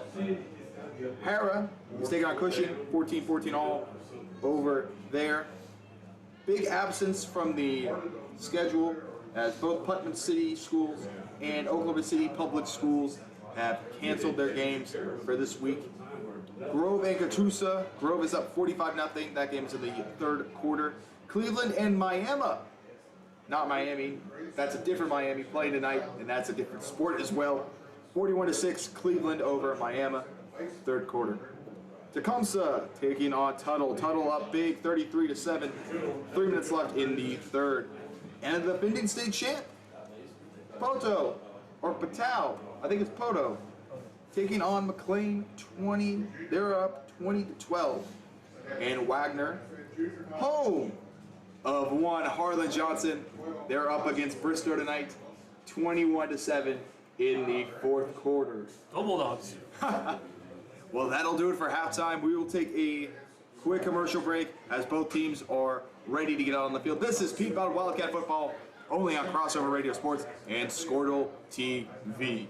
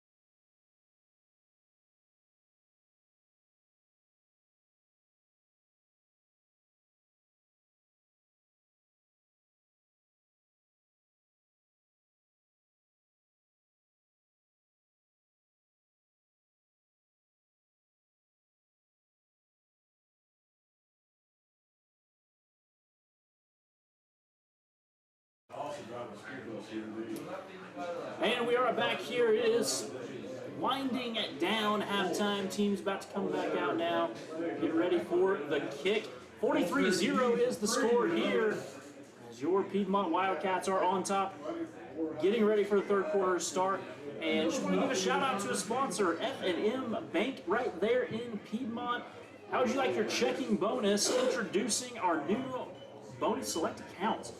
So check them out for that. Find more time to build your business. Their business services, simplify your company's finances, remote deposit capture, business online payroll, merchant card services, ACH services, cash management, you name it, they got it, and it's local. Catch F&M Bank as soon as possible. You can reach out to them at 405-715-1100, 405-715-1100, or go to fmbankok.com. Getting ready now for the second half action. There is the kick. Fielded deep here by the Wildcats. It is Jones who has it. He's running to his right. He's got some room. He's got some blockers in front of him. Gets out to the sideline. Still going. Flag comes out now on the play as he's still going past the 50-yard line. He's finally brought down. The flag comes out. It looks like it's going to be coming back here as maybe a holding or blocking the back penalty, Ian. Unfortunately, that was a great return by Johnny Jones, who we have not complimented enough. 2 interceptions and almost a touchdown. Very good reception.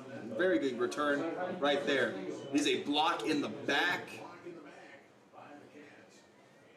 It looks like it will be on Piedmont. It looks like the ball is spotted at the 45-yard. No, he's picking it up. So we'll see where that ball goes. It's going all the way back to the 20, it looks like here. That is where the Wildcats will have it, 1st and 10. So big time return negated by a big time penalty. That time they were in their, they were in Tiger territory, and now getting scooted all the way back into their own territory here on the 20-yard line, but they will take over here with the first possession of the second half. Davis has him under center once again, bringing that triple option. Look out. He's got it, handing it off up the middle this time. Runs for a first down and then brought down right after the sticks. And that's Brock Detar on the play right there. Good run by him, moves the chains. It's the first time he's gotten the ball for a little bit. And Piedmont goes back. I was going to mention that it seems like he got quite a bit of a rest and now getting him some more reps here to start the second half. We'll see if they go to him once again as Davis has him back under center. There is the handoff up the middle again. Not as much running room this time as the Tigers bring him down quickly. That's been one of the rare plays where they've been able to contain him for only a few yards. Good work by the Tigers right there, which I can't imagine what that halftime speech must have been. It must have been a rough one. I don't know. This is one of those, it's a learning opportunity, right? You take it as a learning opportunity and you move on and you get the reps like we talked about at halftime as Davis has him back under center here. Jones looks like he's going to go in motion, but there's the handoff. Oh, no, he kept it. Goes to the outside, gets taken down back at the original line of scrimmage that time. And I told you in the first half, it doesn't take much to fool me, and they got me again. I thought the handoff went up the middle, and then all of a sudden they're out on the outside. Nah, they've been doing that for most of the game. Jacob Anglin did not get a good return on that play. Very unfortunate. Big third down right here for the game. Not the game, like for this series. So third down now, 9 to go here. As there's going to be a penalty, it's going to be a illegal motion, illegal shift here. So actually, no, they're going to go with offsides, going against Guymon. And so it's going to be third down and 4 to go. After that, so making a much more manageable third down opportunity here because of that penalty. That'll definitely do for Piedmont. They'll take that any day of the week. So Davis back under center now, looking to convert third and 4. There's the snap. There is the handoff up the middle. He gets the first down, still bouncing out to the right, running, still on his feet. Finally brought down just past the 39-yard line. It's going to bring up third down now and 5. 8:54 to go in the third quarter. The Tar is going to be in the backfield. On the left is Anglin. On the right is Jones of the line. You've got receivers out left and right, one each. There is the handoff this time to the Tar. He's going to have enough for the first down and then some. Another nice gain for the Tar. Yeah, great move by the Tar. He is doing what he needs to do tonight. and it has worked out swimmingly for the Piedmont Wildcats. Swimmingly, I like that. Nice, Swimmingly. nice wordage you got going on there. Thank you. So now Piedmont looking over to the sidelines as the White Hat winds the clock here. Davis going to go back under center. Still Tatar in the backfield as they go to work on 1st and 10 from the 25. Jones goes in motion. This time it's going to be handed to Tatar up the middle. He's got some room here as he's still going. Gets another first down. It's going to be 1st and goal. Good work from Tatar right there. They've just been punishing this Tiger defense all night, and it has been no small feat. It's been very difficult because that offensive line is large and in charge. So it's going to be 1st and goal from the 9 here. Charge. Find it.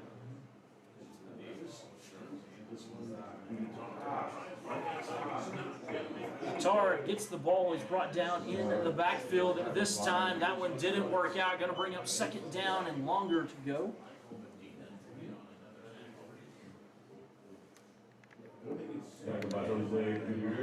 Didn't get anything on that play right there. It is now 2nd down as the Wildcat offense looks for their next call on what to do.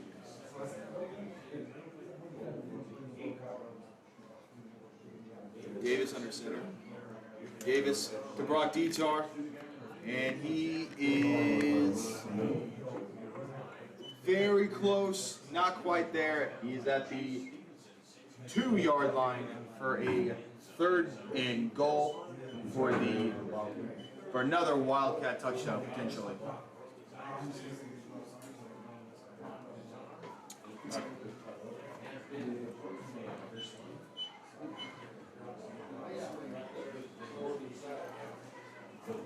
Here come the Wildcats again on this 3rd and goal. Gives it to Anglin on the outside. Touchdown, Piedmont Wildcats. On a outside run to Jacob Anglin. He runs to the right, coming in from the left.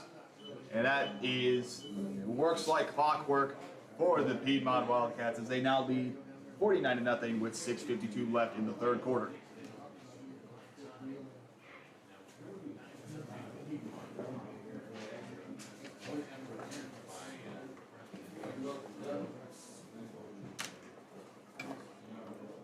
Here comes the extra point attempt from Preston Fancher.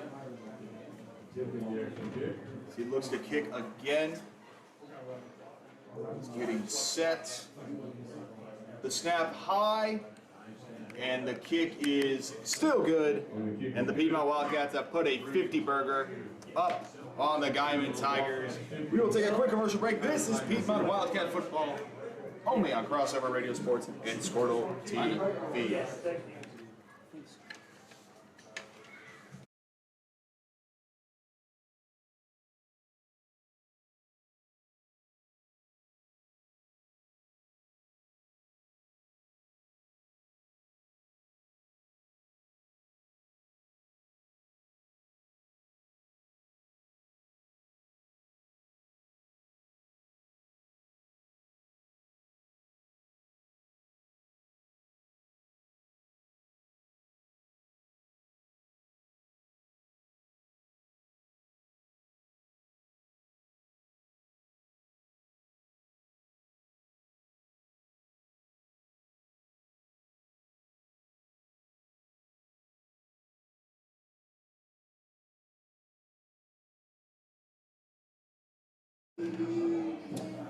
All right, we are back 52-0 here. Wildcats on top in this one, and the Wildcats will be kicking to the Tigers. We were getting serenaded there for a minute with the Sweet Carolines during the commercial break. That was a lot of fun.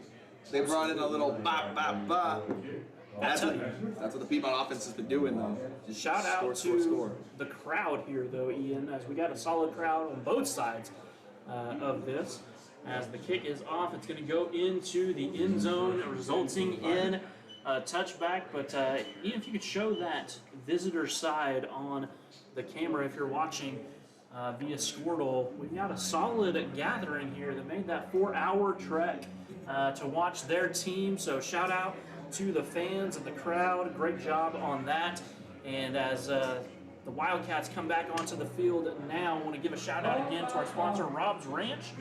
They exist to impact the lives of men who suffer from substance abuse by providing hope and guidance to them and their families through proven therapies and spiritual growth. Christ, family, compassion, integrity, dedication is what they stand for. Give them a call, 405-253-3838. The Tigers now get back on the offensive side as Martinez looks to make something happen here. He has it, going to keep it. Running to his right, makes one person miss, has a blocker, gets enough, I believe, for the first down there. We'll see. He does before he's brought down here by the Wildcats. First down and 10. His mobileness has surprised me here, Harlan. Getting a good first down play, being tackled by Decatur Warrior. Great run by Martinez, who got past Piedmont's number 62 on the play. That is Carter Ashby, the junior. And now Guymon has a first down. Tarek Watson in the backfield for the first time. Freshman running back for the Tigers this time. We'll see if he gets some run here in the second half. 5:46 to go in the third quarter now. He's going to move to the left. He's got two receivers on the right. Does Martinez. Another snap on the ground. He outruns the defenders, though, trying to make something happen. Gets some positive yardage. Big-time play that time from Martinez, as it didn't go the right way to begin with, but he gains about 5. Somehow Houdini that. Kind of like a similar Lamar Jackson play a couple months ago, I think, last season, where he fumbled and then he got a pretty good gain on it. Good work from Martinez, whose mobileness has been used very well. I mean, of course, he fumbled the snap, but he's a good dual threat quarterback. You like to see that he's just keeping his wits about him and making things happen. As he's going to take it once again. Looking now over to the sideline is Martinez. Again, Watson in the backfield this time. 3 receivers to the left, 1 lined up to the right, spreading out this defense. Second down here. Flag comes down on the play. It's Watson who has it. Gets the first down. I don't think that was the intended play, Harlan.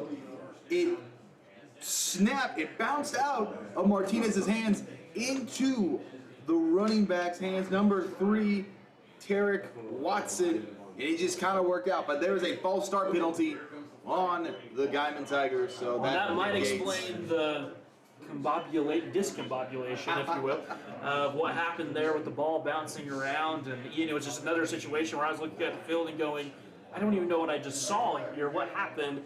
All I saw really was the flag happening, so I'm glad that you saw it bouncing around back there. But it's going to move him back, and Martinez has it second down 8 now with Watson in the backfield. 2 receivers on each side this time. Try to give him a bounce right there. Carter Ashby did not budge. And that's kind of been the MO here. I'm not sure if Watson got completely reset that time, but the pass is good to Kaufman on the near side.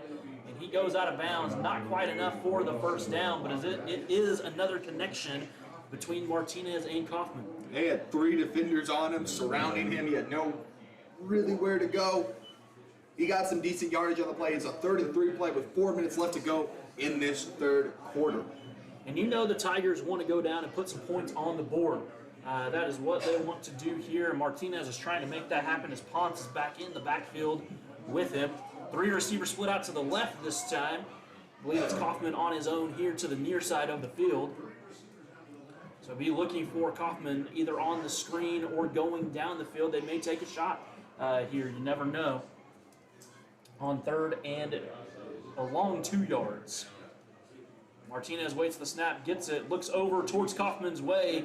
He has it for the catch. And it looks like they're going to have enough for the first down. It's about 1 yard past the chains. First down and 10, they're going to move him again on that nice little out route. They got the forward progress right there. Worked really well for the Guymon Tigers. First down now at the 45-yard line. So another passing catch between Martinez and Kaufman, and Kaufman's going to tie the shoe a little bit here with 3 minutes now to go in the third quarter. Kaufman going to be the lone receiver on the near side. 2 lined up to the left here, and Ian, they moved early on the offensive line that time, as it was number 52, Jose Gutierrez, just being a little antsy there. Yes, absolutely. That's cost them a couple times too. We were mentioning how it's cost Piedmont. It's cost Guymon a little bit too. It's like they try to get to the 50-yard line, which I don't know if they've done that yet in this game. The Tigers once again have it after the penalty, 1st and 15 now. Still the 2 receivers on the left, 1 on the right. Going to hand it to Ponce up the middle. Not a lot of running room that time. Gains 2, maybe 3 before he is brought down, and he was quickly brought down that time by Joey Mars, linebacker for Piedmont. Joey Mars has been outstanding this season on the defensive end. He's always there making tackles, and he's always there getting the defender. He's been doing fantastic as the anchor of this Wildcat defense, and it's showing tonight once again.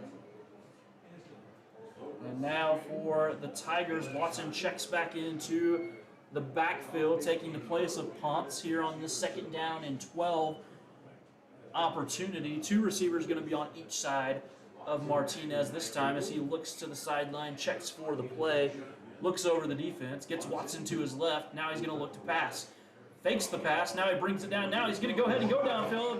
The throw, as it caught, it was into the hands of the receiver, Sooner Merwin. His first catch on the night. The junior wide receiver doing a good job to go down and get that one. And that was a fantastic diving catch from him. Looked like he was out of place just a little bit, and they were wasting no time here with the no huddle. So quickly, it's trying to get the screen pass into Watson's hands. Watson can't control it, goes incomplete. It's going to bring up 2nd down and 10. But man, again, what a great job on that last catch by Sooner Merwin. Yeah, Merwin coming up with it and getting the 1st down. Merwin was phenomenal right there. Now I want to talk about that screen pass. Little wobbly, couldn't get it done right there. Martinez has him back to the line. 2nd down, 10 now. Watson in the backfield. 2 receivers on each side of him this time as he again goes with kind of that hard little count and then looks over the defense, goes back to the sideline as they get the call. Martinez looks ready for it this time. Watson comes up to his left. He's going to look to pass. Throws it down the field, and Jones is right there. Did he come up with it? They both kind of have it. It's going to say it's caught that time by Sooner Merwin again. That's his 2nd catch here. But Jones was right there with him. They both had their hands on it. But Merwin comes up with another catch for a 1st down and 10. Looked like they caught it simultaneously right there as Guymon has their best field position of the night. Here's Martinez looking to pass again, looking down to his right to Kaufman, just not quite able to bring it in as Jones was on the defensive play. And it looks like there is a flag out on the field, maybe pass interference here. We will see. See, 3rd quarter winds down. Let's see what that flag is. He could be pass interference, but as once again, Johnny Jones, we said he's been in the right place, right time. 2 interceptions tonight. On that, he's been covering Kaufman throughout the evening. And so we're still waiting to see what is happening here. As a host of Tigers exchange places. it looks like it will be a pass interference as they are walking 15 yards. So it'll be a 1st down for Guymon with 1.1 seconds left in the 3rd quarter. And in the backfield this time is going to be, well, they're still looking over to the sideline, trying to decide what to do. Play clock's at 10 right now under 10. And it's going to lead to a timeout taken by the Tigers. There was just some confusion that was happening on the field, and so coach just calls the timeout. They're going to talk this one over as they weren't sure exactly what was going on because Ian in the backfield, they were going to have Javier Gonzalez listed as an outside linebacker, 5'9", 205-pound junior, and Ponce, who we've already mentioned, is a bigger guy, 215-pound sophomore, 5'9", and they were going to be the ones in the backfield running that play. Yeah, 2 fullbacks on that play. there's like thunder and lightning, but that was just thunder and thunder. I don't really understand. I mean, look, you're down 50-0. You might as well just like break open the playbook and just. And maybe that's what they were doing there, and give him a different look. Ponce has shown that, like in the Wildcat formation, he can be quite effective with that. And so I just wanted to see what play they were going to run. I was really interested. Yeah, that was going to be very interesting. And Martinez is back out onto the field as this will be the final play of the third quarter. So Martinez out there, Ponce in the backfield with him. It's going to be two receivers to the left, Kaufman down on the near side. Always be watching out for him as the Tigers look to make something happen here late in the third quarter, trying to get some points on the board. Ponce moves just to the left. There is the handoff to Ponce right up the middle, and just no room that time as the third quarter comes to a close. It's a good defensive play by the Wildcats, not letting him get anywhere. It's going to bring up second down, and we'll come to that when we open the fourth quarter. For right now, we're going to step aside for just a moment. You are listening to Piedmont Wildcat Football here on Crossover Radio Sports. It is Sports Talk with a Purpose. We'll be back with the fourth quarter.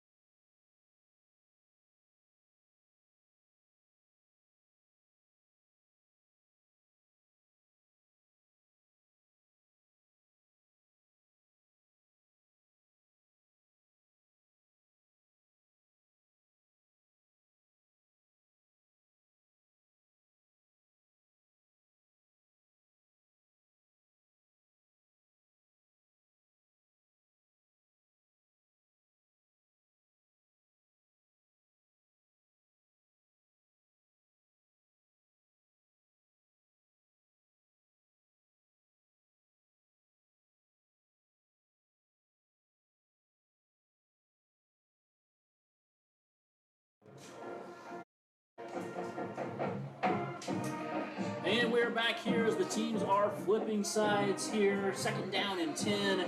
It will be for the Tigers momentarily. They've got the ball on the 22-yard line. They are driving in Wildcat territory. I believe this is as far on the field as they have been tonight on the offensive side of the ball, and we will see what they have drawn up here to punch this one into the end zone. Yeah, it's going to be very interesting to see what they have. Is that offense had a really good drive right there, and they seem to have a little bit of life, despite the score being 50-0. It's Watson in the backfield with Martinez. Watson's going to get the handoff. He's coming to the left. Immediately he's hit. Can't get past him as it was a big-time play that time by the Piedmont defense. Jacob Copeland saying, not today. That was number 8, Caden Hindren. Hindren has been phenomenal all season for them. Just brought him down. He said, I am a grown man. Get out of the way. Go down. And that was a big loss for the Guymon offense. Third down now, 15 to go. As Martinez looking over to the sideline again, it is still going to be Watson in the backfield with him. Two receivers to the right, two to the left. This time, again, Kaufman going to be on the far side now that we have flipped fields here. There's the snap. Martinez immediately looking over to that side, throwing it to the sideline. Little miscommunication again between quarterback and receiver. It goes out of bounds, incomplete. But the closest player to it was a Wildcat. That was in no man's land. Did not look good. Again, a miscommunication from them. And it looks like they're bringing out the kicking unit. So this could become a 50-3 game right here. Very long kick, however, as he is kicking from the 35-yard line. It's going to be a 45-yard attempt here.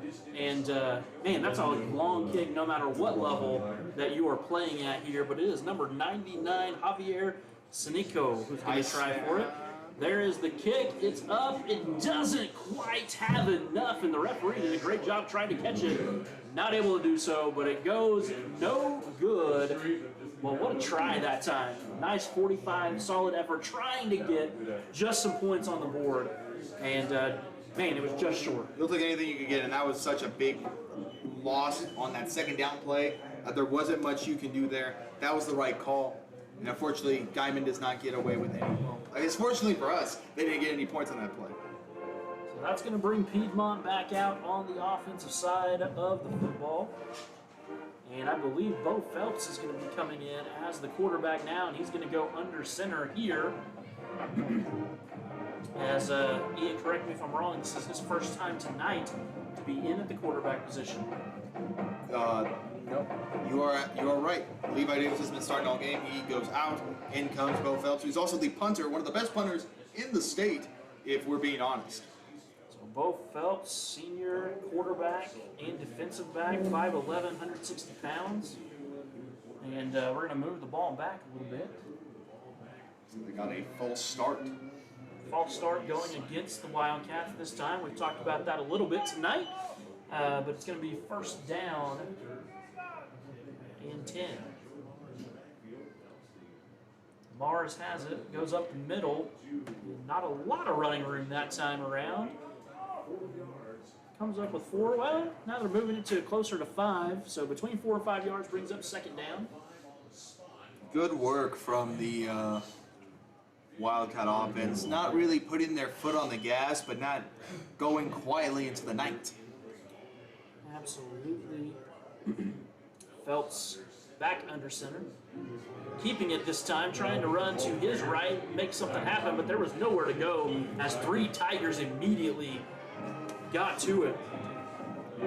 He put the brakes on him right there, tried to go a little bit to the side. No dice for Bo Phelps. Good run though. Brings up third down now, 5 to go, and Piedmont's been pretty solid on third down situations so far in the game. We'll see what they have up their sleeves this time as Phelps goes under center, brings him in motion, hands it off to Mars up the middle. He's going to get enough for the first down on that push. It's like a little bush push. Very fantastic work from the offensive line as Joey Mars just ran. And there's a wall of offensive linemen protecting him as they move the chains once again for a Wildcat first down. Referees are having a conversation here in the middle of the field. See what they're talking about as we got Sweet Caroline playing again in the background from the band. It's going to go against the Wildcats this time, so another penalty moving them back. I didn't really see anything that was called a penalty, but then again, I'm up here and I'm not down there.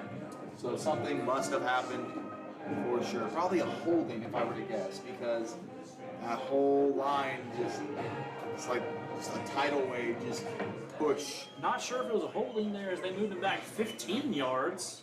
Ooh, so then it must be an unsportsmanlike conduct. First and 25 now. I'm not sure. For the Wildcat. Yeah, I didn't see anything there. Maybe they said something. Who knows what happened, but the referees are right there in the thick of things and made the call. Either way, it's going to send Bo Phelps back to the line of scrimmage, going first and 25 here with 9:02 to go in the fourth quarter. You're still hungry? $1 a slice for pizza. Good. I mean, you guys just bounce that back. Good thing it's first down. You got a long ways to go though. You got a lot of clock to chew up. 9:02 left. Phelps goes back under center, looks across the defense. There is the handoff this time up the middle once again, met by a host of Tiger defenders there in the middle. There's got to be 6 or 7 of them that brought him down. They were prepared for that play. They were prepared for that play, I'll tell you that much. They were not faked out that time around. It's going to bring up second down and still really long. Second down and 25. Now you gain 2 yards, so we'll say second down and 23 here as Phelps goes back under center. Phelps waiting for it, gets it, and nope, going to be the pitch this time to the outside, to the right-hand side this time. Gets into the hands of number 25, Colton Lucian. Who's 26. No, you're right. That was Colton Lucian right there. Heck of a play by him. Way to work. Got him back to the 3rd and 13, I think. So it's manageable for the Wildcats here. Yep, 3rd and 14 here. Definitely different than 3rd and 20-something. And so player going in motion. There's some confusion this time. No flags thrown, as it looked like maybe going with a legal shift or something, but they're going to allow them to reset as Phelps goes back under center. That Guymon jumped there for a minute. There is a flag now, and Phelps is going to keep it running to his left. Has a blocker, a nice little block to get the outside edge that time. He gets enough for the first down, but there is going to be a flag down. I think this one's coming back, and unfortunately, there's a Tiger down in the backfield. It looks like number 76 for Guymon, if I'm not mistaken. Gannon Wallace, 6'4", 240 senior. And you just hope he's okay, because this season has been, there was some doubt that this season would happen, and now they're playing, and you don't want to see anybody get hurt. And he's quickly back up to his feet there, and that's good to see. He is limping off a little bit, but under his own power, and that is really good news. Oh, I want to make a correction. That's 16. Gage Martinez, the 5'8", 200-pound sophomore, who's a linebacker and a running back. I believe they did actually call that illegal shift from before. And so they're going to back him up the 5 yards. It's 3rd down 19 now, so 3rd down and very long, as Phelps is going to have them back out there trying to convert on 3rd down. But it's so hard, Ian, when you keep backing yourself up with penalties. We've talked about it. It's something they're going to have to clean up from this week to next week. Yeah, you have to be disciplined when you take out Carl Albert in a couple of weeks, because that's the goal, beat Carl Albert. So Phelps going back under center, has it. Going to keep it this time to his left. Just no room to run that time around. They were ready for him to keep it, as he did on the last play. Gains 2, maybe 3 yards on that. It's going to bring up the 4th down, and you imagine the punting team's going to come out, and now they do. Looked like he was trying to pitch it, but nobody was there, so he just had to run it. As Bo Phelps now is going to punt. As I believe this is Piedmont's first punt of the game. I believe that's right. I think it is the first punt of the game, and the Tigers are going to send back deep Jesse Sufrian. He's going to stand at about his 35-yard line, as Phelps just doing it all tonight. Trying to get this punt off and see how good of a kick it's going to be. Nice kick. Spiraling. Takes a nice bounce off of Cyprian. It's bouncing around still. And the Wildcats looks like they jumped on top of it. There's a full... That's not a flag. They're marking the football there, and it is going to be Wildcat football on that special teams muff by Cyprian. He fair catched it, but the ball touched him. When you fair catch it, you got to get out of the way. That was by Colton Lucian, who came up with the recovery, and the offense gets a little bit of a break. Yep, they get a little bit of a break. They really had themselves backed up, 3rd down, and a long way to go. Long way. But then coming up with the special teams play, as it was muffed on the other side. So there's the snap. Looks like there was a fumbled snap there, as the teams are jumping on top of one another, but Phelps keeps it and lands on it. Yeah, that's the first time we've seen them cough up the ball at any point during this game. I mentioned earlier that has cost him a bit in a couple of games ago, but here they go again. So Phelps going back under center here, giving some instruction to the offensive line this time. He's going to hand it off up the middle this time. Nice little run for 4 or 5 yards. It was going to be number 34, Braxton Proctor, the sophomore who we called earlier, ran a touchdown. Yeah, well, I was going to say, we mentioned Proctor earlier in the game. Haven't seen a whole lot from him lately, but they're just kind of getting some different guys into the game, and why not? 5:22 to go, 50-0. Get some guys some work here. Absolutely. Phelps has it. There's going to be a flag on the play as it's a false start, so they're going to go ahead and stop this one, as the Wildcat on the edge started just a little bit early. Yeah, again, probably put it in a couple of new guys in there. You know, they're excited to play. They haven't played all season. They get a little antsy. You can't afford that, even when you're up as big as they are. And it's 3rd and 10. 3rd down now, a little longer than 10. Looks like 11. And just shooting themselves in the foot a little bit again. And it's hard to get in rhythm when you have all these penalties going on. So here is the pitch, this time going to be to number 9 outside to the left. He gets past a couple of tacklers, not quite able to get to the 1st down. And again, it was Jacob Copeland on the run that time. First time we've seen him called. Good work from him. Very impressive. And they've been having themselves a heck of a game. The offense has been having a heck of a game. Copeland has been doing his best. 4th down now. Correction, fourth down. It's both the punter and the quarterback, and it looks like they're going to go for it. Going to go for it. Back under center is Phelps. As we're going to look to make something happen on fourth down. Just keep this clock moving and grooving, if you will. And quickly, some Tigers come across the line, and it is going to be an offsides going against them. And that's a rough penalty on fourth down because that's going to give them first. And that's costly. Speaking of costly, I think it'd be costly for you to miss what's coming up after this. We have Friday night finals on the Oklahoma News Network, which is being carried by Crossover Radio Sports. Joe Reagan, Randy Renner. That'll be on at 10 p.m. or immediately following this game. Phelps going back now, 1st and 10, 4:19 to go in the game. Handing it off up the middle, not a lot of room. I believe it was Proctor who got the football that time. And he's going to get back to the line of scrimmage and no more. It'll bring up 2nd down and 10 now. Good work from them. And I think at this point, I think the players are thinking, we have a long drive home. Let's wrap this puppy up. You have less than 4 minutes left to go and a 2nd down play. Probably going to see a lot of Proctor here just running the ball as Phelps goes back under center. Nope, they're going to toss it this time. Get it out wide to the right. He's got all kinds of room. It's a race. Getting around the edge there. Can he make it? He does. Touchdown for the Wildcats. It was Colton Lucian coming up with the big-time run around the edge. So state placer and wrestler and a heck of a running back, and there is a flag on the field. And that was thrown after the play, so the touchdown's going to stand there, and I think it's going to be an unsportsmanlike conduct. On whom, Steve? On whom?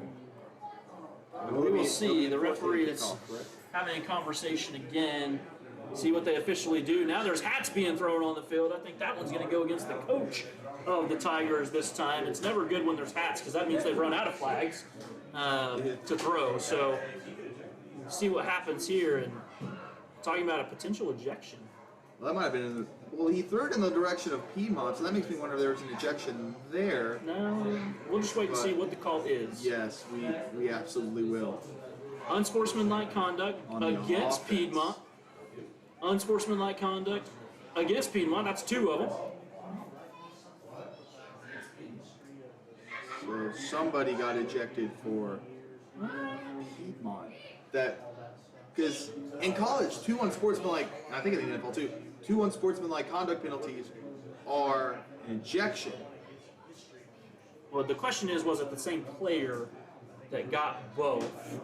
And I didn't see that they actually got someone with that. But either way, coach is coming out to talk to the head referee, but the PAT attempt is about to be underway after this conversation takes place. We'll have to see who got ejected. So still conversation here, 3:40 to go in the game. 2 unsportsmanlike conduct penalties going against the Wildcats. And so again, Coach Dillard wanting to talk about this one with the referee, get the explanation for exactly what happened on the field. Yeah, I don't understand why you're going to be cocky. You're up 56-0. There's no need. There's no need for an unsportsmanlike conduct penalty there. There's no need to be cocky. It's just get in, get out. So we'll see what happens there. You thought it was on the coach of Guymon. Well, he was heated over there. He may have heard exactly what happened down on the field, but he was heated. And when he was yelling, that's when the referee threw the hat. Yes. And so that led me to believe maybe it was on this side, but that was not what the call was on the field. It went over to the other side. So this conversation just ensuing once again on the field between the coaches and the referees. And so it's a good time just to mention that if you're listening with us, I'd love to just give a shout out, some love to our sponsor, F&M Bank of Oklahoma, right there in Piedmont. And so why wait for financing? Get quick decisions from a family-owned bank right in your backyard. Do you need a home mortgage loan, a personal loan, a business loan? They've got you covered. Make sure and give them a call. And guess what? Like everything else in the world today, it's mobile. They have that opportunity. Give them a call, 405-715-1100, 405-715-1100, F&M Bank of Oklahoma. Coach is off the field now, and the referees are back in their normal spots. And so we're going to get the PAT try from Fancher here. There is the snap. The kick is up, and it looks good, is good, and that's going to bring it to 57-0 with 3:40 to go in the game. And we're just going to step aside for one moment. You are listening to Piedmont Wildcat Football here on Crossover Radio Sports at Sports Talk with a Purpose.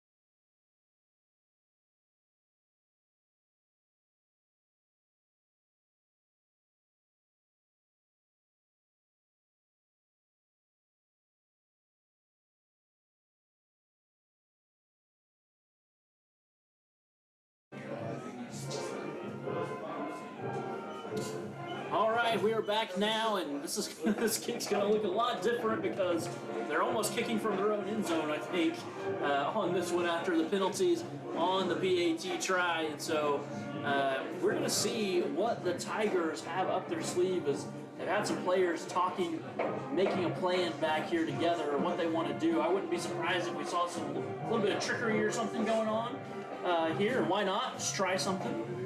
Make something happen, have some fun with it. Waiting on the Wildcats team. They're coaching them up in the huddle over there quite a bit before this kick opportunity. It's going to be number 13, Jesse Cyprian, back deep, standing right now at his own 20-yard line, but I wonder if he's going to move up even further. Maybe not. But Cyprian, we've heard from before, he's got some speed, so you want to be careful of watching for that. And here comes the kicking team. This ball is going to be placed at the 10-yard line, I believe. Yeah, it's at their own 10-yard line. They're going to be kicking. So correction, 15. Are they moving it up now? Yeah, I believe so. They moved it up to the 15-yard line. So either way, I mean, they're basically kicking from Piedmont right now. And remember, we are in Guymon tonight, so it is a long way back there. And again, it's all because of those penalties that we talked about on the PAT try, enforcing those here as Cyprian now moves up to his own 30-yard line, preparing for the return. And now the referees are having a conversation again. We got 3:40. The game has been decided. What are we talking about here? They want to make sure they get it right. That's what their job is. So it looks like they're happy with it and ready to get this one going here. So it's going to be a kick here by Fancher. Another little squib kick coming up as Cyprian to field it. He does, but he slid on his knees and he's down immediately where he caught it. We'll see where they spot it, but I think it's going to be at the 40-yard line where they'll take over. That was like an outfielder. Sweet. It was like an outfielder diving for a ball. That was actually quite impressive. It's actually going to be spotted at the 41-yard line. And if you are watching with us, the referee's trying to throw the ball to the white hat in the middle. Incomplete pass both times. So they're struggling a little bit there, but first down and 10 for the Tigers. That'll be placed at the 42-yard line. 3:37 left to go, 57-0. Martinez still out on the field. Martinez there, I believe that's Watson in the backfield with him. It is. He's got two receivers on his right, two on his left. Shout out to Riley Slover, the receiver here all the way out to the near side. Haven't called his name yet tonight. Now Watson moves to his left. Martinez looking to throw, looks downfield, throws it. Incomplete pass, and then almost intercepted by a Wildcat, but not quite able to get there.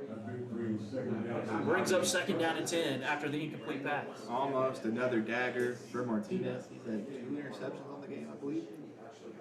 Unfortunate, but incomplete pass. And we are now on a running clock because normally it would stop. But it is going on at this point. Okay. So both teams have agreed to the running clock. That's what happens. And so they just keep it moving no matter what happens on the field. And Martinez has it. He's going to get it.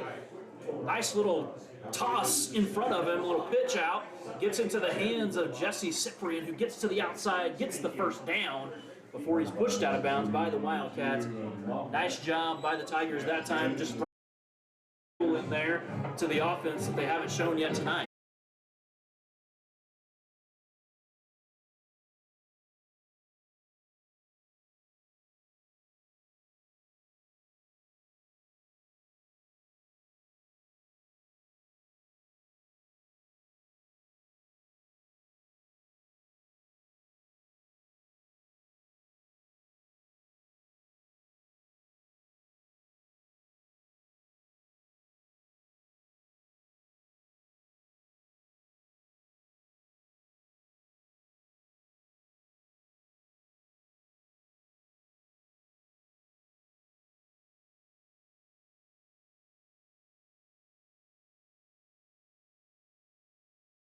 That's been the issue all night for them.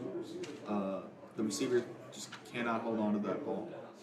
Martinez looks back at Watson and gives him some information, looking to take this second down and 10, has it, looking to run to the left now, brings it down, running left to right instead of downfield, trying to make something happen, makes one tackler miss, and then he's taken down by another Wildcat almost immediately. Nice gain that time, though, for 5 yards. Cristobal Jimenez with a great tackle, 52. Great work from him, the junior, 5'8", 200 pounds, as we now approach 70 seconds in this game. Martinez put a nice little move on that time, but Jimenez was right there after it to make sure he came down. Third down, 6. Offense was clicking tonight. The defense got the job done. It was, other than the penalties, a flawlessly executed game for the Piedmont Wildcats as they go up to 3-1 and 1-0 in district play. That's big, 1-0 in district play for them. Also, shout out to Jacob England. I believe he got his first touchdown of the season tonight. Got one in there that was called back, and I think he got in the end zone later on. He might have. I'm not sure. There's a lot of scoring in this game, so absolutely good. If that is the case, that's great for him. So we are going to wrap this up tonight as we got a nice 4-hour drive to get back home to Piedmont. And so you have been listening to Piedmont Wildcat Football here on Crossover Radio Sports. It is Sports Talk with a Purpose. We will see you soon. Good night and God bless. Coming up next, Friday Night Lights on Crossover Radio Sports with Joel and Randy.